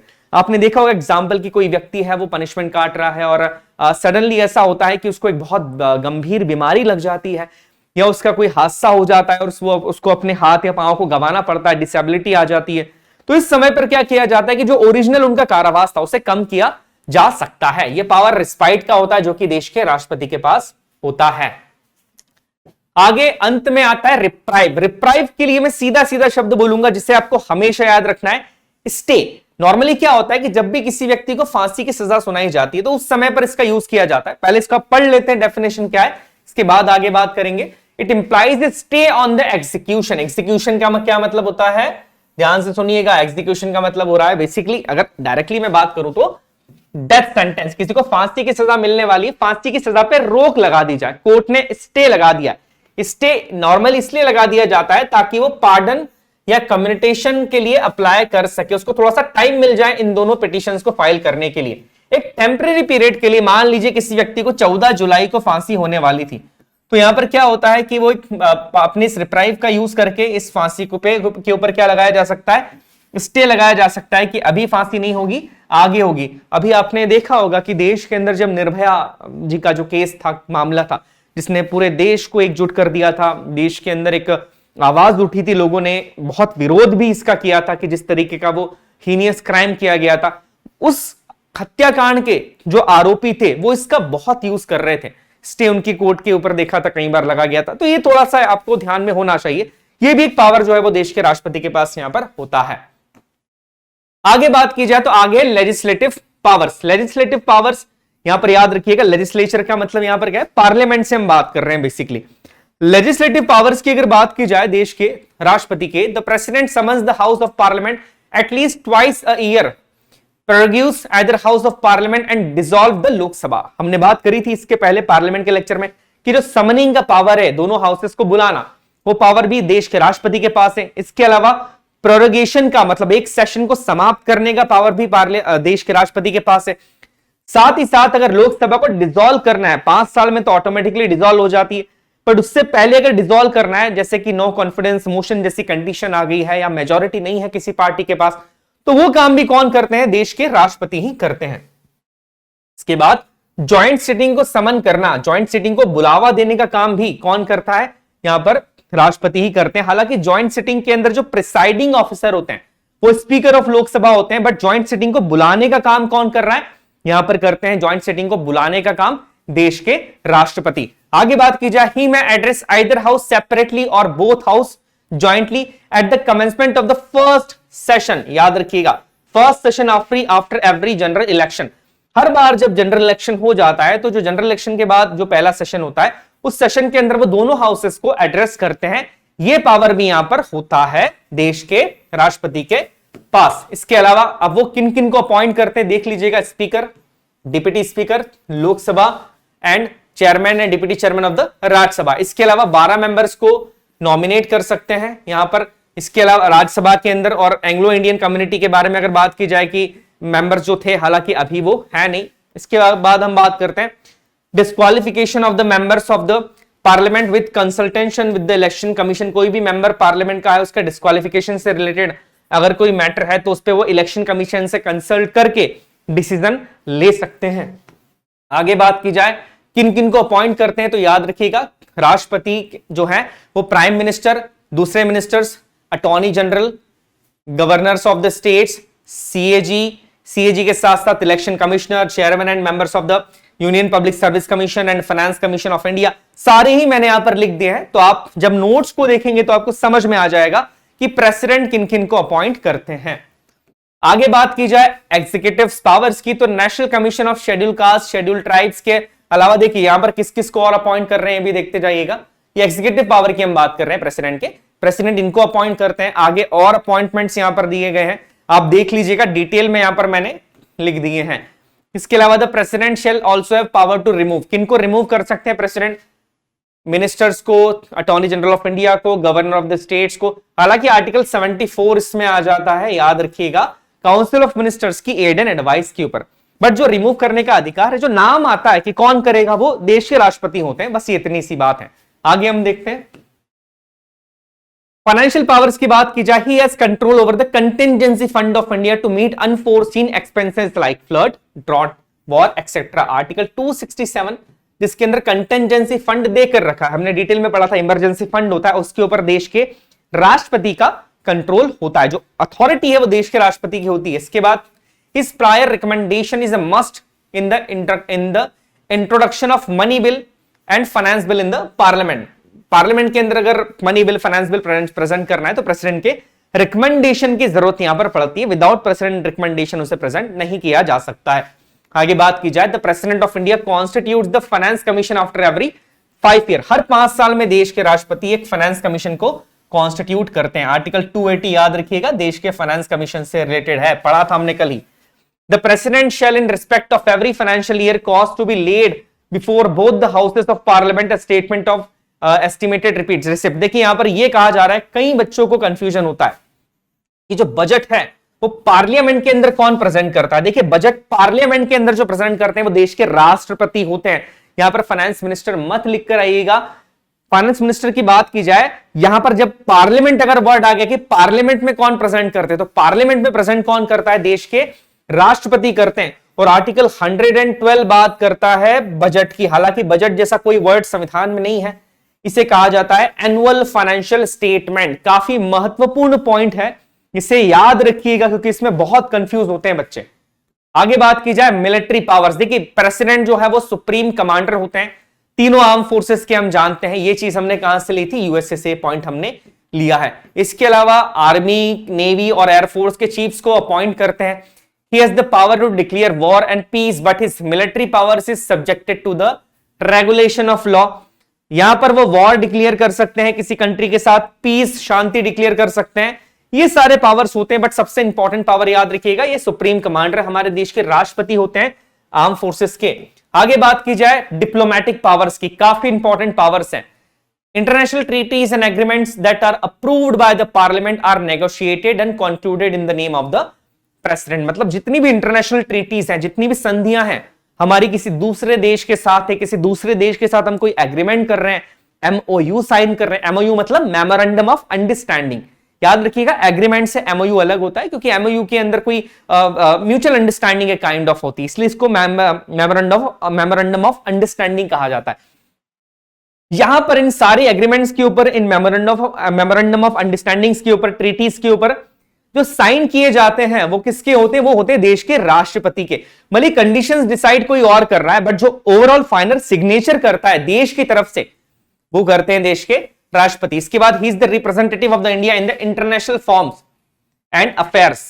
He sends and receives ambassadors and other diplomatic representatives. ये सिंपल सी चीज है, दूसरी कंट्रीज को सेंड करते हैं हमारे एम्बेसडर्स, जो डिप्लोमेटिक हमारे रिप्रेजेंटेटिव्स होते हैं वो देश के राष्ट्रपति के नाम से कार्य करते हैं दूसरे देशों के अंदर। जो सुप्रीम अथॉरिटी होती है वो यहां पर राष्ट्रपति होती है, याद रखिएगा। बट ये नॉमिनल पावर्स हैं, रियल पावर किसके पास है, हमारे देश के प्रधानमंत्री के पास। इसके बाद डिस्क्रिशनरी पावर, कुछ और पावर्स भी हैं। All through the constitution after the 42nd amendment act made it mandatory और obligatory for the president to act on the advice of the council of ministers. Even then the practice of parliamentary governance created some circumstances when the president had to act as per his own wisdom, sense of justice and discretion। देखिए भले ही 74th constitution amendment ने यह कह दिया है कि president जो है वो, 74th आर्टिकल की बात करूंगा मैं, 74th आर्टिकल ये कहता है कि प्रेसिडेंट जो है वो बंधे हुए होते हैं। 42nd कॉन्स्टिट्यूशन अमेंडमेंट के एक्ट के थ्रू भी इस चीज को जोर मिला था, इस चीज को कंफर्म कर दिया गया था कि प्रेसिडेंट जो है वो काउंसिल ऑफ मिनिस्टर्स की एड एंड एडवाइस पे ही काम करेंगे। बट स्टिल कुछ जगह ऐसी होती है जहां पर प्रेसिडेंट अपनी विल के अकॉर्डिंग, अपनी इच्छा शक्ति के अकॉर्डिंग काम कर सकते हैं। जैसे आगे बात की जाए, when no single party has a majority in the election of Lok Sabha, मतलब अगर किसी भी सिंगल पार्टी की मेजॉरिटी नहीं है लोकसभा के अंदर। लोकसभा के अंदर हम सभी जानते हैं कि जिस भी पार्टी की मेजॉरिटी ऑफ सीट्स होगी उसी पार्टी से देश का प्रधानमंत्री चुना जाता है। और due to the sudden death of the incumbent prime minister, या देश के प्रधानमंत्री की सडन डेथ हो जाए, then the president can use his discretion to appoint the prime minister। उस समय पर प्रेसिडेंट अपने पावर को यूज कर सकता है कि वो किसे देश का अगला प्रधानमंत्री बनाए। ये प्रेसिडेंट के पावर के अंदर या प्रेसिडेंट की विजडम के ऊपर होता है, ये पॉइंट याद रखिएगा। Dissolution of Lok Sabha on the advice of council of ministers which has lost majority in the Lok Sabha or against whom a vote of no confidence may have been passed under article 74 he can send an advice of the council of ministers eight his डिस्क्रिएशन back it for its reconsideration. Under Article 78, he enjoys the right to be informed about the affairs of the state by the Prime Minister. He applied suspensive and pocket veto at his discretion. देखिए यहां पर क्या लिखा है, dissolution of Lok Sabha, एक dissolution होता है automatic 5 साल के बाद, बट एक डिसोल्यूशन जो होता है लोकसभा का वो प्रेसिडेंट कर सकते हैं। आर्टिकल 74 की अगर बात की जाए कि जब काउंसिल ऑफ मिनिस्टर्स अपना रिजाइन दे दे या नो कॉन्फिडेंस मोशन पास हो जाए, उस समय पर प्रेसिडेंट जो है वो लोकसभा को डिसॉल्व कर सकते हैं। इस पॉइंट को याद रखिएगा। इसके अलावा आर्टिकल 78 के अंदर इनके पास एक और पावर है कि देश के किसी भी हिस्से से रिलेटेड अगर कोई इंफॉर्मेशन लेनी है देश के राष्ट्रपति को, तो वो देश के प्रधानमंत्री को बोल सकते हैं और उस बारे में प्रधानमंत्री उन्हें इंफॉर्मेशन देंगे। किसी भी मुद्दे से रिलेटेड कोई भी इशू है, कोई भी अफेयर है, उसकी यहां पर बात की जा रही है। आगे बात की जाती है, नेक्स्ट पॉइंट हम पढ़ते हैं, vice president of India article 63। देखिए देश के प्रेसिडेंट के बारे में हमने पढ़ लिया है। एक और पावर यहां पर याद रखिएगा, प्रेसिडेंट को उनके टर्म के दौरान अरेस्ट नहीं किया जा सकता है। जी हां, अगर कोई क्राइम कर भी दिया है तो प्रेसिडेंट के टेन्योर या उनके टर्म के अकॉर्डिंग उस टाइम पे उन्हें अरेस्ट नहीं किया जा सकता है। टर्म के बाद उन्हें अरेस्ट किया जा सकता है, अगर उन्हें रिमूव कर दिया जाए तो उसके बाद किया जा सकता है, बट प्रेसिडेंट के पद पर रहते हुए उन्हें अरेस्ट नहीं किया जा सकता। ये इम्यूनिटी है देश के राष्ट्रपति की, याद रखिएगा इसे। चलिए आगे पढ़ते हैं। आगे vice president of India article 63। अभी अभी देश में उपराष्ट्रपति के चुनाव भी हुए, हम सभी जानते हैं कि कौन जीते हैं, है ना, जगदीप धनखड़ जी देश के उपराष्ट्रपति यहां पर बने हैं। तो देश के उपराष्ट्रपति क्या होते हैं, किस आर्टिकल के अंदर आते हैं, याद रखिएगा आर्टिकल 63 यह कहता है कि देश का एक उपराष्ट्रपति होंगे। ये पॉइंट याद रखिएगा। अमेरिकन मॉडल हम लेते हैं देश के उपराष्ट्रपति का, और ये यूनियन एग्जीक्यूटिव के पार्ट होते हैं। ध्यान से सुनिएगा, राष्ट्रपति उपराष्ट्रपति यूनियन एग्जीक्यूटिव के पार्ट हैं। आगे बात कीजिए, आर्टिकल 66 एलिजिबिलिटी की बात करता है कि वो सिटीजन ऑफ इंडिया होने चाहिए, 35 ईयर ऑफ एज कंप्लीट करनी चाहिए उनको, ये पॉइंट याद रखिएगा। उपराष्ट्रपति के लिए भी जो एज का क्राइटेरिया है वो 35 ईयर से, और जिस तरीके से राष्ट्रपति लोकसभा के मेंबर बनने के लिए क्वालिफाइड होने चाहिए थे, वैसे उपराष्ट्रपति राज्यसभा के मेंबर बनने के लिए क्वालिफाइड होने चाहिए। देखिए लिखा है यहां पर काउंसिल ऑफ स्टेट्स, और साथ ही साथ वो भी किसी ऑफिस ऑफ प्रॉफिट को होल्ड नहीं कर सकते हैं। सेम चीजें ही हैं। हालांकि आगे बात की जाए, यहां पर एक और पॉइंट याद रखिएगा। ये पॉइंट राष्ट्रपति के केस में मैं बता दूं, राष्ट्रपति के केस में 50 सदस्य उनका नाम आगे लाने चाहिए और 50 सदस्यों को उनके नाम का सपोर्ट करना जरूरी होता है। ये पॉइंट याद रखिएगा। अगर कोई व्यक्ति राष्ट्रपति का चुनाव लड़ना चाह रहा है तो 50 मेंबर्स जो है वो उनको नाम को नॉमिनेट करना चाहिए और 50 मेंबर्स का सपोर्ट उनको यहां पर होना चाहिए। वैसे उपराष्ट्रपति में जो क्राइटेरिया होता है वो 20-20 का होता है कि 20 जो मेंबर्स है वो नॉमिनेटेड नाम लेकर आते हैं, नाम को सपोर्ट करते हैं, और जो 20 मेंबर्स और है वो भी सपोर्ट यहां पर करते हैं। तो यहां पर जो क्राइटेरिया है बेटा वो 20-20 का है। राष्ट्रपति का जो क्राइटेरिया है 50-50 का होता है। चलिए आगे बात करते हैं। इलेक्शन ऑफ वाइस प्रेसिडेंट की बात करने से पहले डॉक्टर सर्वपल्ली राधाकृष्णन जी, ठीक है, भारत रत्न भी इनको मिला था, देश के उपराष्ट्रपति रहे हैं। आगे चलिए पहले बात कर लेते हैं आर्टिकल 66 की। इनका भी जो इलेक्शन होता है वो इनडायरेक्ट वे के अंदर होता है, राष्ट्रपति जी की तरह सिंगल ट्रांसफरेबल वोट सिस्टम है, बट इसमें मेंबर्स कुछ अलग अलग पार्टिसिपेट करते हैं। यहां पर सिर्फ लोकसभा और राज्यसभा, ध्यान से सुनिएगा, लोकसभा और राज्यसभा के सारे मेंबर्स पार्टिसिपेट करते हैं। सारे का मतलब इलेक्टेड भी प्लस नॉमिनेटेड भी, सारे मेंबर्स पार्टिसिपेट करते हैं उपराष्ट्रपति जी के इलेक्शन के अंदर। और इनके भी अगर कोई डिस्प्यूट होता है तो डिस्प्यूट डिसाइड कौन करेगा, सुप्रीम कोर्ट ही करता है। इलेक्शन कमीशन ही इनके इलेक्शन को भी कंडक्ट करवाता है। ये छोटी छोटी बातें बेटा याद रखिएगा। चलिए आगे देखते हैं, नेक्स्ट पॉइंट देखते हैं। चलिए आगे बात करते हैं oath and term of office.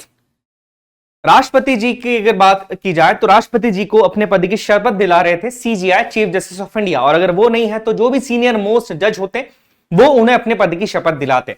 उपराष्ट्रपति जी को अपने पद की शपथ दिलाते हैं यहां पर देश के राष्ट्रपति, याद रखिएगा। आर्टिकल 69 के अंदर इसकी बात की गई है।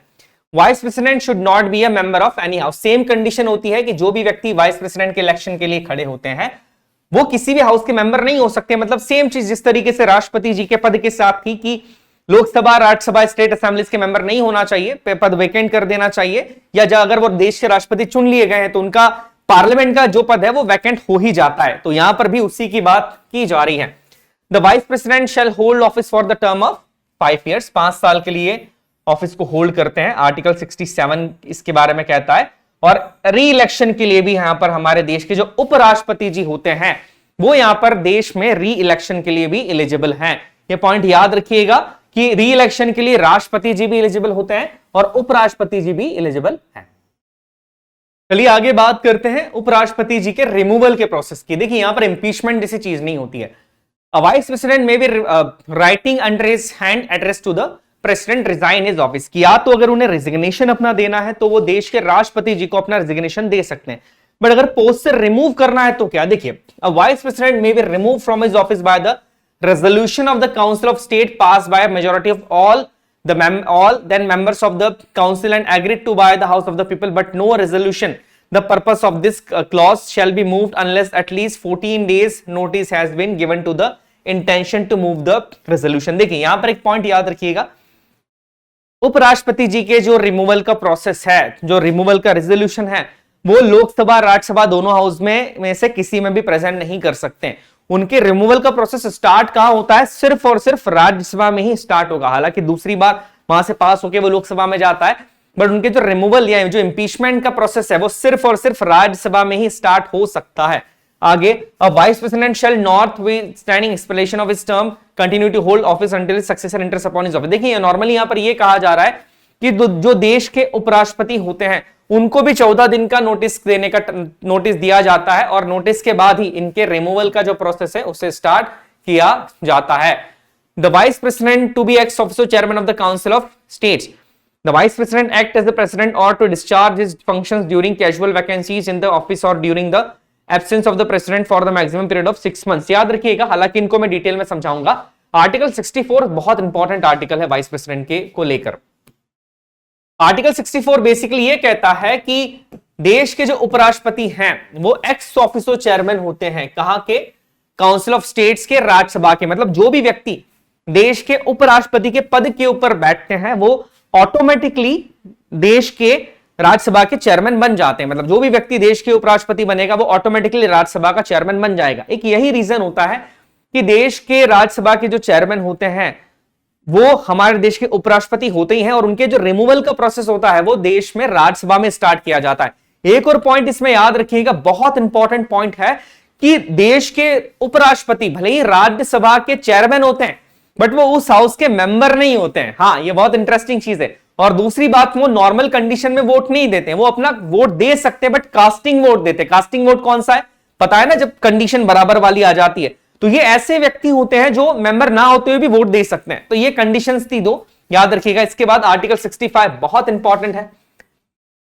देश के राष्ट्रपति की अनुपस्थिति में, देश में राष्ट्रपति नहीं है, बीमार हो गए हैं, डेथ हो गई है किसी दूसरे कारण की वजह से, अगर उपराष्ट्रपति राष्ट्रपति के पद के ऊपर बैठे हैं तो उस समय पर उनको जो सैलरी मिलेगी, जो अलाउंसेस मिलेंगे, जो उनके पावर्स होंगे वो सारे के सारे राष्ट्रपति के होंगे। उस टाइम पे उनको राज्यसभा के चेयरमैन होने के कोई भी सैलरी नहीं मिलती है, राष्ट्रपति की मिलती है, बट सारे पावर्स भी उनके पास राष्ट्रपति के भी होंगे। और मैक्सिमम 6 मंथ का ये टर्म हो सकता है कि मैक्सिमम कितने टाइम तक रह सकते हैं, 6 महीने तक यहां पर रह सकते हैं। अब ये कुछ इंपॉर्टेंट आर्टिकल से आप देख सकते हैं, वाइस प्रेसिडेंट ऑफ इंडिया से रिलेटेड ये सारे आर्टिकल से आप चाहें तो एक बार देख लीजिएगा, काफी ज्यादा इंपॉर्टेंट आर्टिकल्स हैं यहां पर। ओके, आगे बात करते हैं। आगे जो दूसरी पोस्ट हम पढ़ने वाले हैं, राष्ट्रपति उपराष्ट्रपति के बाद अब हम पढ़ रहे हैं गवर्नर। गवर्नर जो है, देखिए याद रखिएगा, he is the constitutional head of the state. एक स्टेट की कॉन्स्टिट्यूशनल हेड होते हैं हमारे गवर्नर। स्टेट्स के जो कॉन्स्टिट्यूशन हेड होते हैं, मतलब देश के कॉन्स्टिट्यूशनल हेड होते हैं, वो कौन होते हैं, राष्ट्रपति होते हैं। तो जो गवर्नर होते हैं वो किसी भी राज्य के, किसी भी स्टेट के संवैधानिक हेड होते हैं। याद रखिएगा, किसी पॉलिटिकल पार्टी से बिलोंग नहीं करते हैं, ये संवैधानिक हेड होते हैं, याद रखिएगा। आगे बात की जाए, functions as a vital link between the union government and the state government. मतलब यूनियन गवर्नमेंट और स्टेट गवर्नमेंट दोनों के बीच में एक लिंक की तरह ये काम करते हैं गवर्नर। हालांकि ये किसी भी पार्टी को बिलोंग नहीं करते हैं, याद रखिएगा। पार्ट 6 के अंदर आर्टिकल 153 से लेके आर्टिकल 167 तक स्टेट एग्जीक्यूटिव्स के बारे में बताया गया है और गवर्नर जो है वो स्टेट एग्जीक्यूटिव के अंदर आते हैं, आर्टिकल 153, याद रखिएगा। 1 person can be appointed as the governor for 2 or more states. एक ही व्यक्ति दो या दो से ज्यादा राज्यों के गवर्नर अपॉइंट किए जा सकते हैं। 7वें संवैधानिक संशोधन 1956 के थ्रू ये किया गया था कि एक व्यक्ति दो या दो से ज्यादा राज्यों के भी गवर्नर बन सकते हैं। उसके बाद उनकी जो सैलरीज होती है वो उन राज्यों के अनुपात में बांटी जाती है, वो चीज अलग है। बट याद रखिएगा 7 कॉन्स्टिट्यूशन अमेंडमेंट एक्ट इस चीज की परमिशन देता है। देयर इज नो डायरेक्ट और indirect election for the post of the governor. जिस तरीके से राष्ट्रपति उपराष्ट्रपति जी के सिलेक्शन के लिए यहां पर इलेक्शंस हो रहे थे, डायरेक्ट हो रहे थे, इनडायरेक्ट हो रहे थे, यहां पर गवर्नर के लिए सॉरी ना तो डायरेक्ट इलेक्शंस होंगे ना इनडायरेक्ट इलेक्शंस होते हैं। Article 165 enables the authorities the president of India to appoint the governor of state by the warrant under his hand with and seal for 5 years term। देखिए यहां पर क्या कह रहे हैं, देश के राष्ट्रपति जिस भी व्यक्ति को चाहे वो अपनी मर्जी के हिसाब से, अपने विवेक के हिसाब से उस व्यक्ति को देश का गवर्नर किसी भी राज्य का गवर्नर बना सकते हैं। यहां पर कोई ऐसे इलेक्शन नहीं होंगे, कोई अलग से एलिजिबिलिटी क्राइटेरिया भी नहीं होता है, ठीक है। इस पॉइंट को याद रखिएगा। The governor is appointed by the president and serve as his pleasure. यहां पर गवर्नर को जो है वो देश के राष्ट्रपति अपॉइंट करते हैं, वो उनके प्रसाद पर्यंत मतलब उनके प्लेजर तक काम करते हैं जब तक वो चाहे। नॉर्मली 5 ईयर टर्म यहां पर होता है, बट जब तक देश के राष्ट्रपति चाहे वो उस पद पर बने रहते हैं, गवर्नर के पद पर। The chief justice of the senior most जज of the concern high court administrate the governor's oath of the office. और गवर्नर को उनके पद की शपथ दिलाते हैं उस राज्य के चीफ जस्टिस, उस राज्य का जो भी हाई कोर्ट होगा, उस हाई कोर्ट के जो चीफ जस्टिस होंगे वो उन्हें उनकी पद की शपथ दिलाते हैं। और अगर चीफ जस्टिस उस हाई कोर्ट के अवेलेबल नहीं है तो उस हाई कोर्ट के जो भी सीनियर मोस्ट जज हैं वो उन्हें उनके पद की शपथ यहां पर दिलाते हैं। चलिए आगे बात करते हैं क्वालिफिकेशंस। हालांकि ऐसा कुछ स्पेसिफिक नहीं है, बट वो उन्हें भारत का नागरिक होना जरूरी है, 35 साल का होना जरूरी है। और एक सबसे इंपॉर्टेंट चीज, जिस व्यक्ति को जिस राज्य का गवर्नर बनाया जा रहा है, मान लीजिए कोई व्यक्ति है जिन्हें बिहार का गवर्नर बनाया जा रहा है, वो व्यक्ति बिहार से नहीं हो सकते, मतलब वो बिहार के नागरिक नहीं हो सकते हैं, ये बात याद रखिएगा। उन्हें आउटसाइडर होना जरूरी होता है, वो उसी स्टेट के नागरिक या रेसिडेंट नहीं हो सकते, उसी स्टेट के निवासी नहीं हो सकते, उस स्टेट के बाहर के निवासी उन्हें होना जरूरी है। मतलब किसी भी बिहार के व्यक्ति को बिहार का गवर्नर नहीं बनाया जा सकता। इसके पीछे एक बहुत कड़ा रीजन है कि कहीं वो फायदा तो नहीं पहुंचा देंगे किसी को, दैट्स व्हाई ये किया गया है। काफी अच्छी प्रैक्टिस से माना जाता है। When appointing the governor of a state, the president must consult with the state's chief minister। State के चीफ मिनिस्टर से देश के राष्ट्रपति जो है उन्हें कंसल्ट करना होता है। हालांकि ये बाउंडेशन जैसी चीज नहीं है कि कंसल्टेशन को मान लिया ही जाएगा, बट एक चीज बात यहां पर कही गई है, the president has the authority to transfer a governor from one state to other for the reminds of his tenure. मतलब क्या हो रहा है, किसी भी गवर्नर को एक स्टेट से दूसरे स्टेट में ट्रांसफर कर देना या 2 स्टेट्स के गवर्नर उनको बना देना, ये सारा का सारा जो हाथ है वो सारा का सारा देश के राष्ट्रपति के हाथ में होता है। Governor can serve over his 5 year term until the next appointment is made. जब तक दूसरा अपॉइंटमेंट नहीं हो जाता वो अपने 5 साल के कार्यकाल से भी ज्यादा उसको निभा सकते हैं। मतलब 5 साल हो गए हैं, वो गवर्नर हैं, बट दूसरा गवर्नर अपॉइंट नहीं हुआ है तो वो और ज्यादा 5 साल से भी ज्यादा उनका कार्यकाल एक्सटेंड यहां पर हो जाता है। सिंपल सी बातें, देखिए बहुत ज्यादा इसमें गवर्नर की पोस्ट के अंदर आपको बहुत डिटेल में नहीं जाना है। Conditions of the office of governor, कुछ कंडीशंस है, जैसे पहली, वो ऑफिस ऑफ प्रॉफिट को होल्ड नहीं कर सकते हैं, पार्लियामेंट के या स्टेट लेजिस्लेचर के मेंबर नहीं हो सकते हैं, उनकी जो सैलरी और अलाउंसेस है वो पार्लियामेंट डिसाइड करती है, ड्यूरिंग उनका जो टर्म होगा उस टाइम पे उनकी सैलरी अलाउंसेस को रिड्यूस नहीं किया जा सकता है।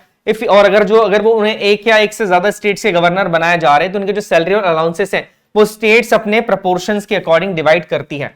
इसके बाद याद रखिएगा, जिस तरीके से देश के राष्ट्रपति को इम्यूनिटी थी कि उनको जो है वो सिक्योरिटी मिलती है कि उन्हें अरेस्ट नहीं किया जा सकता है, गवर्नर के पास भी सिक्योरिटी होती है कि उनके टर्म के दौरान उन्हें अरेस्ट नहीं किया जा सकता है, क्रिमिनल प्रोसीडिंग्स नहीं चलाई जा सकती है, दोनों के पास इम्यूनिटी है। नेक्स्ट पॉइंट यहां पर आता है कि रिमूवल ऑफ द गवर्नर। देखिए गवर्नर को रिमूव करने का कोई भी ग्राउंड हमारे संविधान में नहीं लिखा है कि इस स्पेसिफिक ग्राउंड्स के ऊपर ही देश के गवर्नर को रिमूव किया जा सकता है या राज्यों के गवर्नर्स को रिमूव किया जा सकता है। प्रेसिडेंट जब भी चाहे, उन्हें जब भी लगता है कि किसी गवर्नर को रिमूव कर देना चाहिए, क्योंकि प्रेसिडेंट के वारंट और सील के अंडर ही गवर्नर काम करते हैं, तो दैट्स व्हाई कभी भी किसी भी समय पर गवर्नर को रिमूव किया जा सकता है। और ये रिमूव कौन करते हैं, देश के राष्ट्रपति करते हैं। ये पॉइंट याद रखिएगा। सिक्योरिटी और टेन्योर इनके पास नहीं है, फिक्स टर्म नहीं है कि 5 साल अगर दे दिया है संविधान में तो 5 साल पूरे ही करेंगे, उससे पहले नहीं निकाला जा सकता, ये चीज नहीं होती है। President can remove him any time, किसी भी समय पर वो रिमूव कर सकते हैं। और गवर्नर को अगर रिजाइन देना है तो वो अपना रेजिग्नेशन किसे सबमिट करेंगे, देश के राष्ट्रपति को सबमिट करते हैं। ये बहुत महत्वपूर्ण बिंदु है, आपको इसका याद रखना है। इसके बाद जिस तरीके से राष्ट्रपति के पास समनिंग के पावर थे, उसी तरीके से यहां पर गवर्नर के पास भी पावर्स होते हैं। जैसे article 163, there shall be a council of ministers lead by the chief minister to assist and advise the governor in the exercise of his powers except when he is compelled to execute his functions at his discretion. Article 163 यहां पर बात करता है जिस तरीके से council of ministers हमने देखा था यूनियन की थी, काउंसिल ऑफ मिनिस्टर्स जो है वो स्टेट की भी होती है। और ये जो काउंसिल ऑफ मिनिस्टर्स होती है इसके हेड कौन होते हैं, यूनियन में थे प्राइम मिनिस्टर, स्टेट के अंदर होते हैं चीफ मिनिस्टर। और आर्टिकल 164 यहां पर यह कहता है कि the council of ministers collectively responsible to the state legislative assembly, के जो काउंसिल ऑफ मिनिस्टर्स होते हैं वो स्टेट लेजिस्लेटिव असेंबली के लिए कलेक्टिवली रिस्पॉन्सिबल होते हैं। जैसे कि वहां पर लिखा था कि जो काउंसिल ऑफ मिनिस्टर्स यूनियन की होती है वो लोकसभा के लिए कलेक्टिवली रिस्पॉन्सिबल होती है। बेसिकली यहां पर यह कहा जा रहा है कि जो देश के जो गवर्नर होते हैं वो गवर्नर जो है वो उसी तरीके से एक्ट कर रहे हैं कहीं ना कहीं तरह, जिस तरीके से सेंटर में हमारे राष्ट्रपति हैं और स्टेट के अंदर गवर्नर उसी तरीके से एक्ट यहां पर करते हैं। आगे गवर्नर के पावर्स के बारे में लिखा है, तो governor takes all executive decisions on behalf of the state government. Governor जो है वो सारे एग्जीक्यूटिव एक्शंस लेते हैं स्टेट गवर्नमेंट के बिहाफ के ऊपर। गवर्नर चीफ मिनिस्टर्स और अदर कैबिनेट मेंबर्स को अपॉइंट करते हैं। इसके अलावा he appoint the state advocate, state के जो एडवोकेट जनरल होते हैं उनको अपॉइंट करते हैं, उनकी कंडीशंस को अपॉइंट करते हैं। इसके अलावा भी बहुत सारी चीजें यहां पर दे के रखी है, आप देख सकते हैं कि किन किन को वो अपॉइंट करते हैं। और वो यूनिवर्सिटीज के अंदर as a chancellor, vice chancellor वो यूनिवर्सिटीज के अंदर एज अ चांसलर वो यूनिवर्सिटीज के अंदर सर्व करते हैं और वाइस चांसलर्स को वो अपॉइंट करते हैं। याद रखिएगा वाइस चांसलर्स को अपॉइंट किया जाता है। आगे बात की जाए लेजिस्लेटिव पावर्स की, तो जिस तरीके से राष्ट्रपति के पास पावर होता है समन का और प्रोरोगेशन का, वही पावर यहां पर गवर्नर के पास भी होता है कि स्टेट असेंबलीज को समन करे, प्रोरोगेशन करे। आगे बात की जाए, governor presents to the state legislature reports of the state finance commission, the state public service commission and the controller and auditor general of India. ये पॉइंट याद रखिएगा, स्टेट फाइनेंस कमीशन की रिपोर्ट, स्टेट पब्लिक कमीशन की report और CAG की report यहां पर किसके पास जाती है, ये सबसे पहले जाती है स्टेट में गवर्नर के पास। और यही रिपोर्ट्स अगर सेंटर की होगी तो सेंट्रल की रिपोर्ट सबसे पहले जाती है प्रेसिडेंट के पास। उसके बाद इसको पार्लियामेंट में रखा जाता है। He appoints 1/6 of the state legislative council members. ये पॉइंट बहुत इंपॉर्टेंट है। 1/6 मेंबर्स स्टेट लेजिस्लेटिव काउंसिल के अपॉइंट कौन करता है, गवर्नर करता है। ये क्वेश्चन बहुत बार पूछा गया है तो इस क्वेश्चन को आपको ध्यान देना है। इसके बाद जिस तरीके से राष्ट्रपति पहले सेशन के अंदर एड्रेस करते हैं उसे, वैसे गवर्नर भी यहां पर पहले सेशन को एड्रेस करते हैं स्टेट असेंबली के। इसके अलावा गवर्नर के लेजिस्लेटिव पावर्स की बात की जाए, the governor address both houses of the state legislature in the joint session. तो ये कुछ पॉइंट्स हैं जिसके बारे में आपको ध्यान रखना है। फाइनेंशियल पावर्स की बात की जाए, governor is in charge of the state contingency fund के जो है वो इंचार्ज होते हैं। जैसे कि जो कंटिजेंसी फंड के इंचार्ज सेंटर में कौन थे, हमारे राष्ट्रपति थे। राज्यों के अंदर कौन हो जाएंगे, गवर्नर हो जाएंगे। आसान सी चीज है। The governor appoint the state finance commission for a 5-year terms. जिस तरीके से सेंट्रल के अंदर फाइनेंस कमीशन को राष्ट्रपति अपॉइंट करते हैं 5 साल के लिए, वैसे ही राज्यों के अंदर इसे अपॉइंट करते हैं राज्यों के गवर्नर्स। अब जुडिशियल पावर की बात की जाए, the president consult the governor before appointing the chief justice of and जजेस of the relevant state high courts. एक सिंपल सा एक टर्म है, हालांकि इसमें कहा गया है कि हाई कोर्ट्स के चीफ जस्टिस और अदर जजेस को अपॉइंट करने से पहले कंसर्न लिया जाता है। किसका कंसर्न किया जाता है, वहां के उस राज्य के गवर्नर का कंसर्न लिया जाता है। ये पॉइंट याद रखिएगा। अब इसके बाद जिस तरीके से प्रेसिडेंट के पास पार्डनिंग का पावर था, उसी तरीके से आर्टिकल 161 गवर्नर को भी पार्डनिंग पावर देता है। वो सारे पार्डनिंग पावर देता है, बट यहां पर ये क्वेश्चन आता है कि क्या गवर्नर जो है किसी की मृत्यु की सजा को, फांसी की सजा को माफ कर सकते हैं। तो देखिए यहां पर एक केस अभी का ही है, स्टेट ऑफ हरियाणा वर्सेस राजकुमार @बिट्टू। यहां पर क्या है, जस्टिस हेमंत गुप्ता और जस्टिस एएस बोपन्ना जी ने एक हिस्टोरिकल डिसीजन लिया। इस डिसीजन में यहां पर यह कहा था कि जी हां, जो देश के जो राज्य के गवर्नर होते हैं वो यहां पर मृत्यु दंड को भी माफ कर सकते हैं। ये काफी हिस्टोरिक डिसीजन था, यह भी लिया गया था। अब डिस्क्रिशनरी पावर जो है, इसके अंदर ये पॉइंट याद रखना है, बहुत इंपॉर्टेंट है कि मान लीजिए कोई बिल किसी राज्य की असेंबली से पास होकर आता है और गवर्नर के पास सिग्नेचर के लिए आता है। देखिए, जैसे लोकसभा राज्यसभा से बिल पास होने के बाद प्रेसिडेंट के सिग्नेचर के बाद ही एक्ट बनता है, सेम उसी तरीके से स्टेट्स के अंदर गवर्नर के सिग्नेचर के बाद ही कोई बिल एक्ट बनता है। अब यहां पर क्या है, अगर कोई बिल गवर्नर के पास आता है सिग्नेचर के लिए, तो गवर्नर आर्टिकल 200 के अकॉर्डिंग उसे अपने पास रख सकते हैं रिजर्व करके। किसके लिए? वो प्रेसिडेंट की राय उस पर लेंगे, मतलब बिल उनके पास आया, उन्होंने अपने पास रिजर्व करके रख लिया और वो उस बिल के ऊपर फिर प्रेसिडेंट की राय लेंगे। प्रेसिडेंट जो बोलेंगे उस बिल के साथ फिर उस तरीके से किया जाएगा। ये पावर आर्टिकल 200 देता है। इसके बाद when no political party has a clear majority in the state legislature, he has the authority to nominate anyone as a chief minister। ये चीज हुई थी महाराष्ट्र के अंदर कुछ समय पहले, अभी नहीं, इससे भी पहले, कि जब कोई भी पॉलिटिकल पार्टी एग्जैक्टली मेजोरिटी के अंदर नहीं होती है, उस समय पर जिसे गवर्नर चाहे उसे राज्य का राज्यपाल बना सकते हैं। सेम चीज सेंट्रल के अंदर भी होती है। मैंने आपको बताया है कि सेंट्रल के अंदर भी जब अगर कोई एक पार्टी मेजोरिटी के अंदर नहीं है, तो फिर प्रेसिडेंट के पास पावर होता है कि वो किसे प्राइम मिनिस्टर के रूप में अपॉइंट करे। आगे बात की जाए, he can seek information from the chief minister. Same चीजें देखिए, जिस तरीके से राष्ट्रपति इंफॉर्मेशन ले सकते थे देश के बारे में प्रधानमंत्री से, उसी तरीके से गवर्नर इंफॉर्मेशन ले सकते हैं चीफ मिनिस्टर से देश के बारे में या अपने राज्य के बारे में बेसिकली। नेक्स्ट पॉइंट की हम बात करते हैं लेफ्टिनेंट गवर्नर। देखिए, जो कि हमारे जब भी हम यूटीज की बात करते हैं, यूनियन टेरिटरीज की बात करते हैं, वहां पर गवर्नर नहीं होते, वहां पर लेफ्टिनेंट गवर्नर का पद होता है। Union territory in India is administrated by the lieutenant governor. He is appointed by the president. ये भी कौन अपॉइंट करते हैं? इन्हें भी प्रेसिडेंट करते हैं।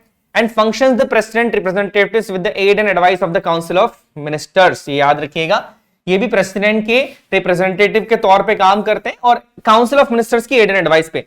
The function, powers and duties of the lieutenant governor are defined under article 239, 239AA के अंदर इनके ड्यूटीज, पावर्स और अथॉरिटीज के बारे में बताया गया है, याद रखिएगा। तो ये गवर्नर्स हो गए।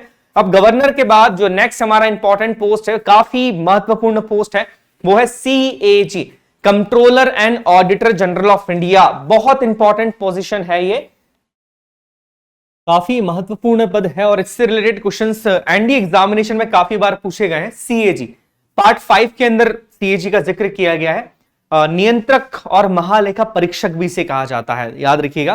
Controller and auditor general of India. Auditor करना मतलब क्या समझ रहे हैं आप? अकाउंट्स को ऑडिट करना।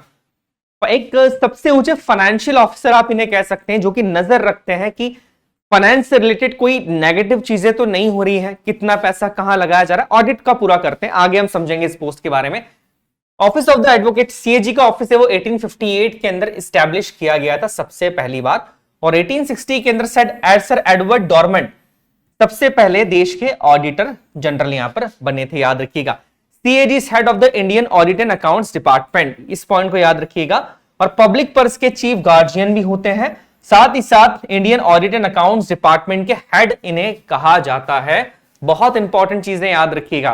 बहुत जरूरी बात CAG को लेकर यहां पर डॉक्टर भीमराव अंबेडकर साहब ने कही थी कि CAG shall be the most important officer under the constitution of India. भारतीय संविधान के अंदर CAG की जो पोस्ट है वो सबसे ज्यादा इंपॉर्टेंट है, सबसे इंपॉर्टेंट पोस्ट माना था।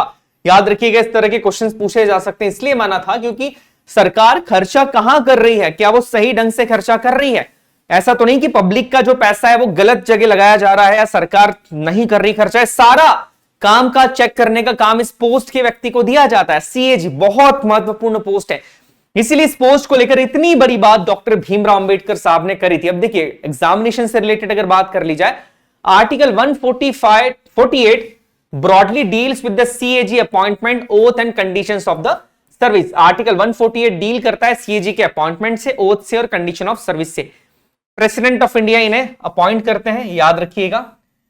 ओथ भी ये प्रेसिडेंट ऑफ इंडिया दिलाते हैं, याद रखिए। तीसरे शेड्यूल के अंदर इनकी ओथ भी है। सैलरी भी इनके शेड्यूल का, इनका सेकंड शेड्यूल के अंदर इनके सैलरी और अलाउंसेस का जिक्र है, मतलब कंसोलिडेटेड फंड से इन्हें सैलरी मिलती है। आगे बात की जाए एलिजिबिलिटी की, तो यहां पर याद रखिएगा इनका जो टेन्योर होता है, सबसे पहले मैं बता दूं, 6 साल या 65 ईयर, जो भी पहले हो जाए, मतलब या तो वो 65 ईयर्स के हो जाए या 6 साल को कंप्लीट कर ले। दोनों में से भी पहले जो कंडीशन बन रही है वो टेन्योर यहां पर रहता है। रिजाइन वो प्रेसिडेंट को देते हैं और इनके रिमूवल का प्रोसेस सेम होता है जो कि सुप्रीम कोर्ट के जज के रिमूवल का प्रोसेस होता है। बहुत डिफिकल्ट प्रोसेस है, बहुत ज्यादा डिफिकल्ट प्रोसेस होता है। इतनी आसानी से इन्हें अपने पद से नहीं हटाया जा सकता है। एक बहुत महत्वपूर्ण पोस्ट है और पॉलिटिकल या कह सकते हैं कि कोई लेजिस्लेचर इसका मिसयूज ना कर ले कि इन्हें कभी भी निकाल दिया जाए, तो इसके लिए इस प्रोसेस को काफी टफ बनाया गया है। The CAG shall not be eligible for the further office either under the government of India or under the government of any state after he has ceased to hold his office। याद रखिएगा, किसी दूसरे office को ये hold नहीं कर सकते हैं। ऐसा नहीं हो सकता कि CAG जो है किसी दूसरे ऑफिस को भी यहां पर होल्ड कर रहे हैं गवर्नमेंट ऑफ इंडिया के अंदर या स्टेट गवर्नमेंट के अंदर। बहुत इंपॉर्टेंट पॉइंट ये है, याद रखिएगा। अब ड्यूटीज एंड पावर्स की बात की जाए तो सबसे पहले इनकी जो ड्यूटीज एंड पावर्स हैं वो CAG एक्ट 1971 के अंदर डिसाइड की गई थी। देखिए, जितने भी सरकार के फंड होते हैं, चाहे वो कंसोलिडेटेड फंड हो, कंटिजेंसी फंड हो, पब्लिक अकाउंट्स हो, सारी चीजों को जो ऑडिट करने का काम करते हैं वो हमारे CAG करते हैं। सरकार की जितनी भी कंपनीज हैं, PSUs की बात कर ली जाए, जितना रेवेन्यू जनरेट हो रहा है, सभी कुछ जो ऑडिट करने का काम करते हैं वो हमारे CAG करते हैं। बहुत महत्वपूर्ण पोस्ट है। अब आर्टिकल 151 इनकी रिपोर्ट से रिलेटेड है। याद रखिएगा, इनके ड्यूटीज एंड पावर्स को आर्टिकल 149 में डिफाइन किया गया है।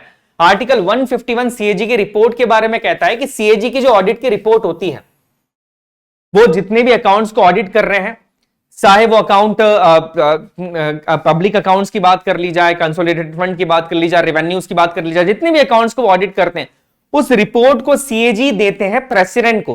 प्रेसिडेंट वो रिपोर्ट जो है फिर वो प्रेजेंट करते हैं पार्लियामेंट में।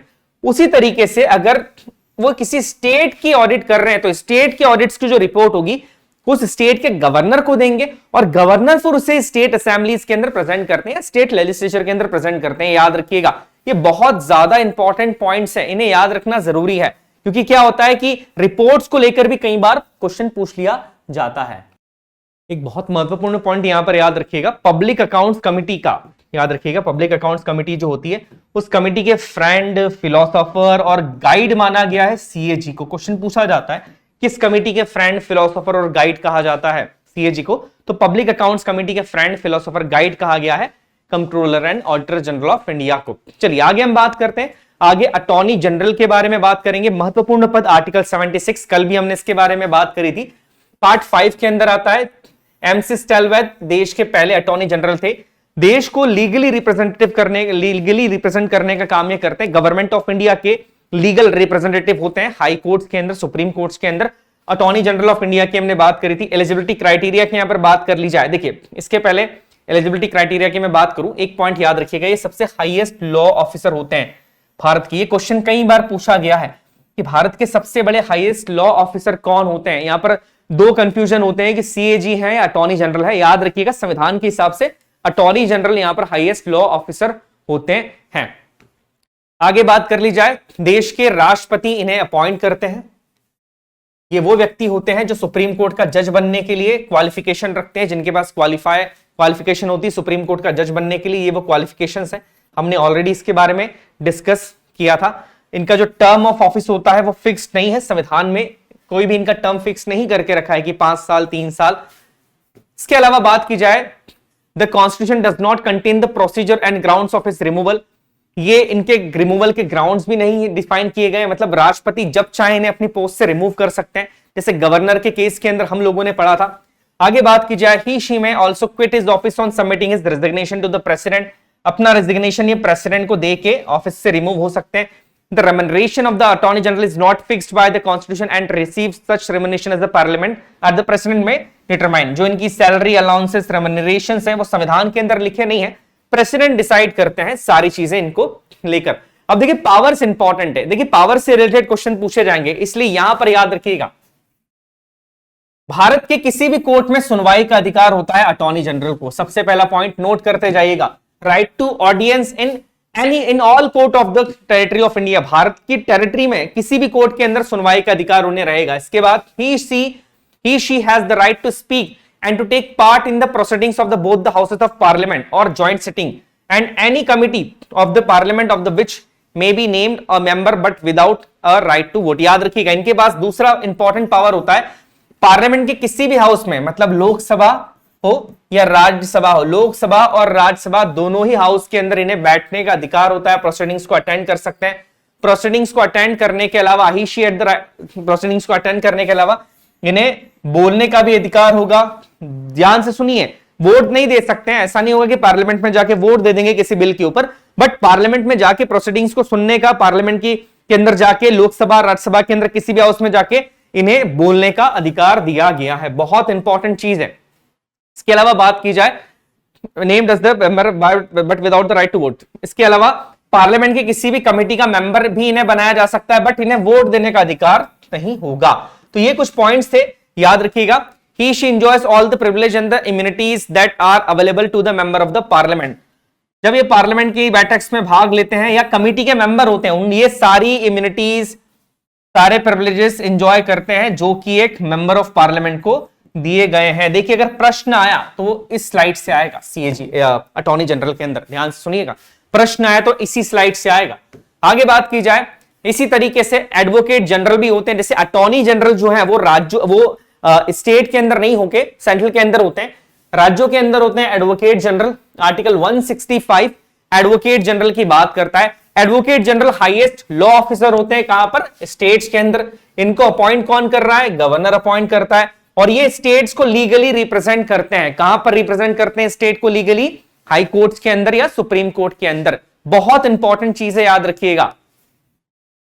ओके, अब देखिए यहां पर बात की जाए इनकी क्वालिफिकेशन की, तो पहली बात, must have held the judicial office for 10 years और been an advocate of high court for 10 year। या तो 10 साल तक हाई कोर्ट में एडवोकेट रहे या एक अच्छा जुडिशियल ऑफिस इन्होंने 10 साल तक होल्ड करके रखा हो। ये दो कंडीशंस यहां पर दी गई है।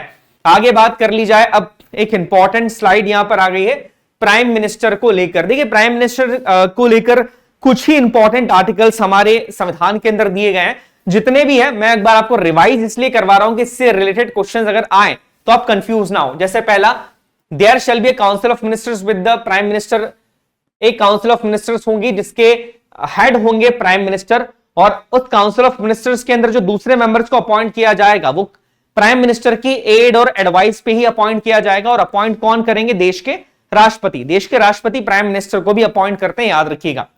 आर्टिकल 75 बात करता है, The Prime Minister shall be appointed by the President and the other ministers shall be appointed by the President on the advice of the Prime Minister। जैसे कि अभी हमने इसके बारे में बात अभी करी है। इसके बाद ये याद रखिएगा,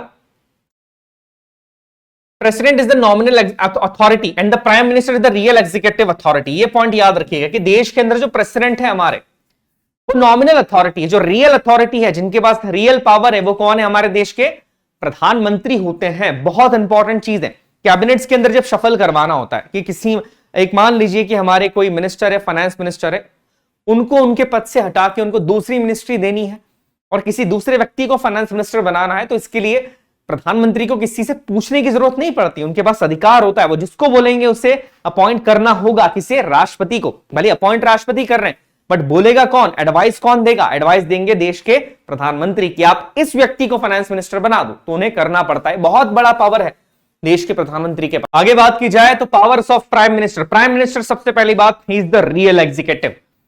सारे के सारे जो पावर्स होते हैं देश के अंदर, वो हमारे प्रधानमंत्री जी के पास हैं। एग्जाम्पल की बात की जाए कि प्रधानमंत्री जी जिस व्यक्ति को चाहे उसे काउंसिल ऑफ मिनिस्टर्स के अंदर मंत्री का पद दे सकते हैं।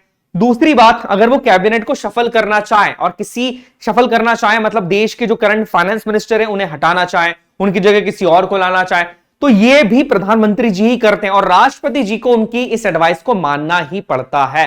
मतलब ओवरऑल जो पावर है वो देश के प्रधानमंत्री जी के पास ही होता है। इसके बाद अगर बात की जाए, he can recommend the dissolution of the Lok Sabha to the president at any time. किसी भी समय पर वो लोकसभा को डिसॉल्व करने की मांग प्रेसिडेंट से कर सकते हैं। इतना पावर यहां पर होता है, क्योंकि council of ministers collectively responsible to the Lok Sabha. मतलब काउंसिल ऑफ मिनिस्टर्स ने अगर रिजाइन कर दिया तो लोकसभा भी ऑटोमेटिकली डिसॉल्व हो जाती है। और कलेक्टिवली एक साथ हैं, यहां पर अलग अलग नहीं होते हैं, याद रखिएगा, एक साथ हैं, इसीलिए बात कर रहे हैं यहां पर कि डिसॉल्व हो जाती है। आगे बात की जाए, नीति आयोग के चेयरमैन होते हैं हमारे देश के प्रधानमंत्री जी, और he announce government policies on the floor of the house.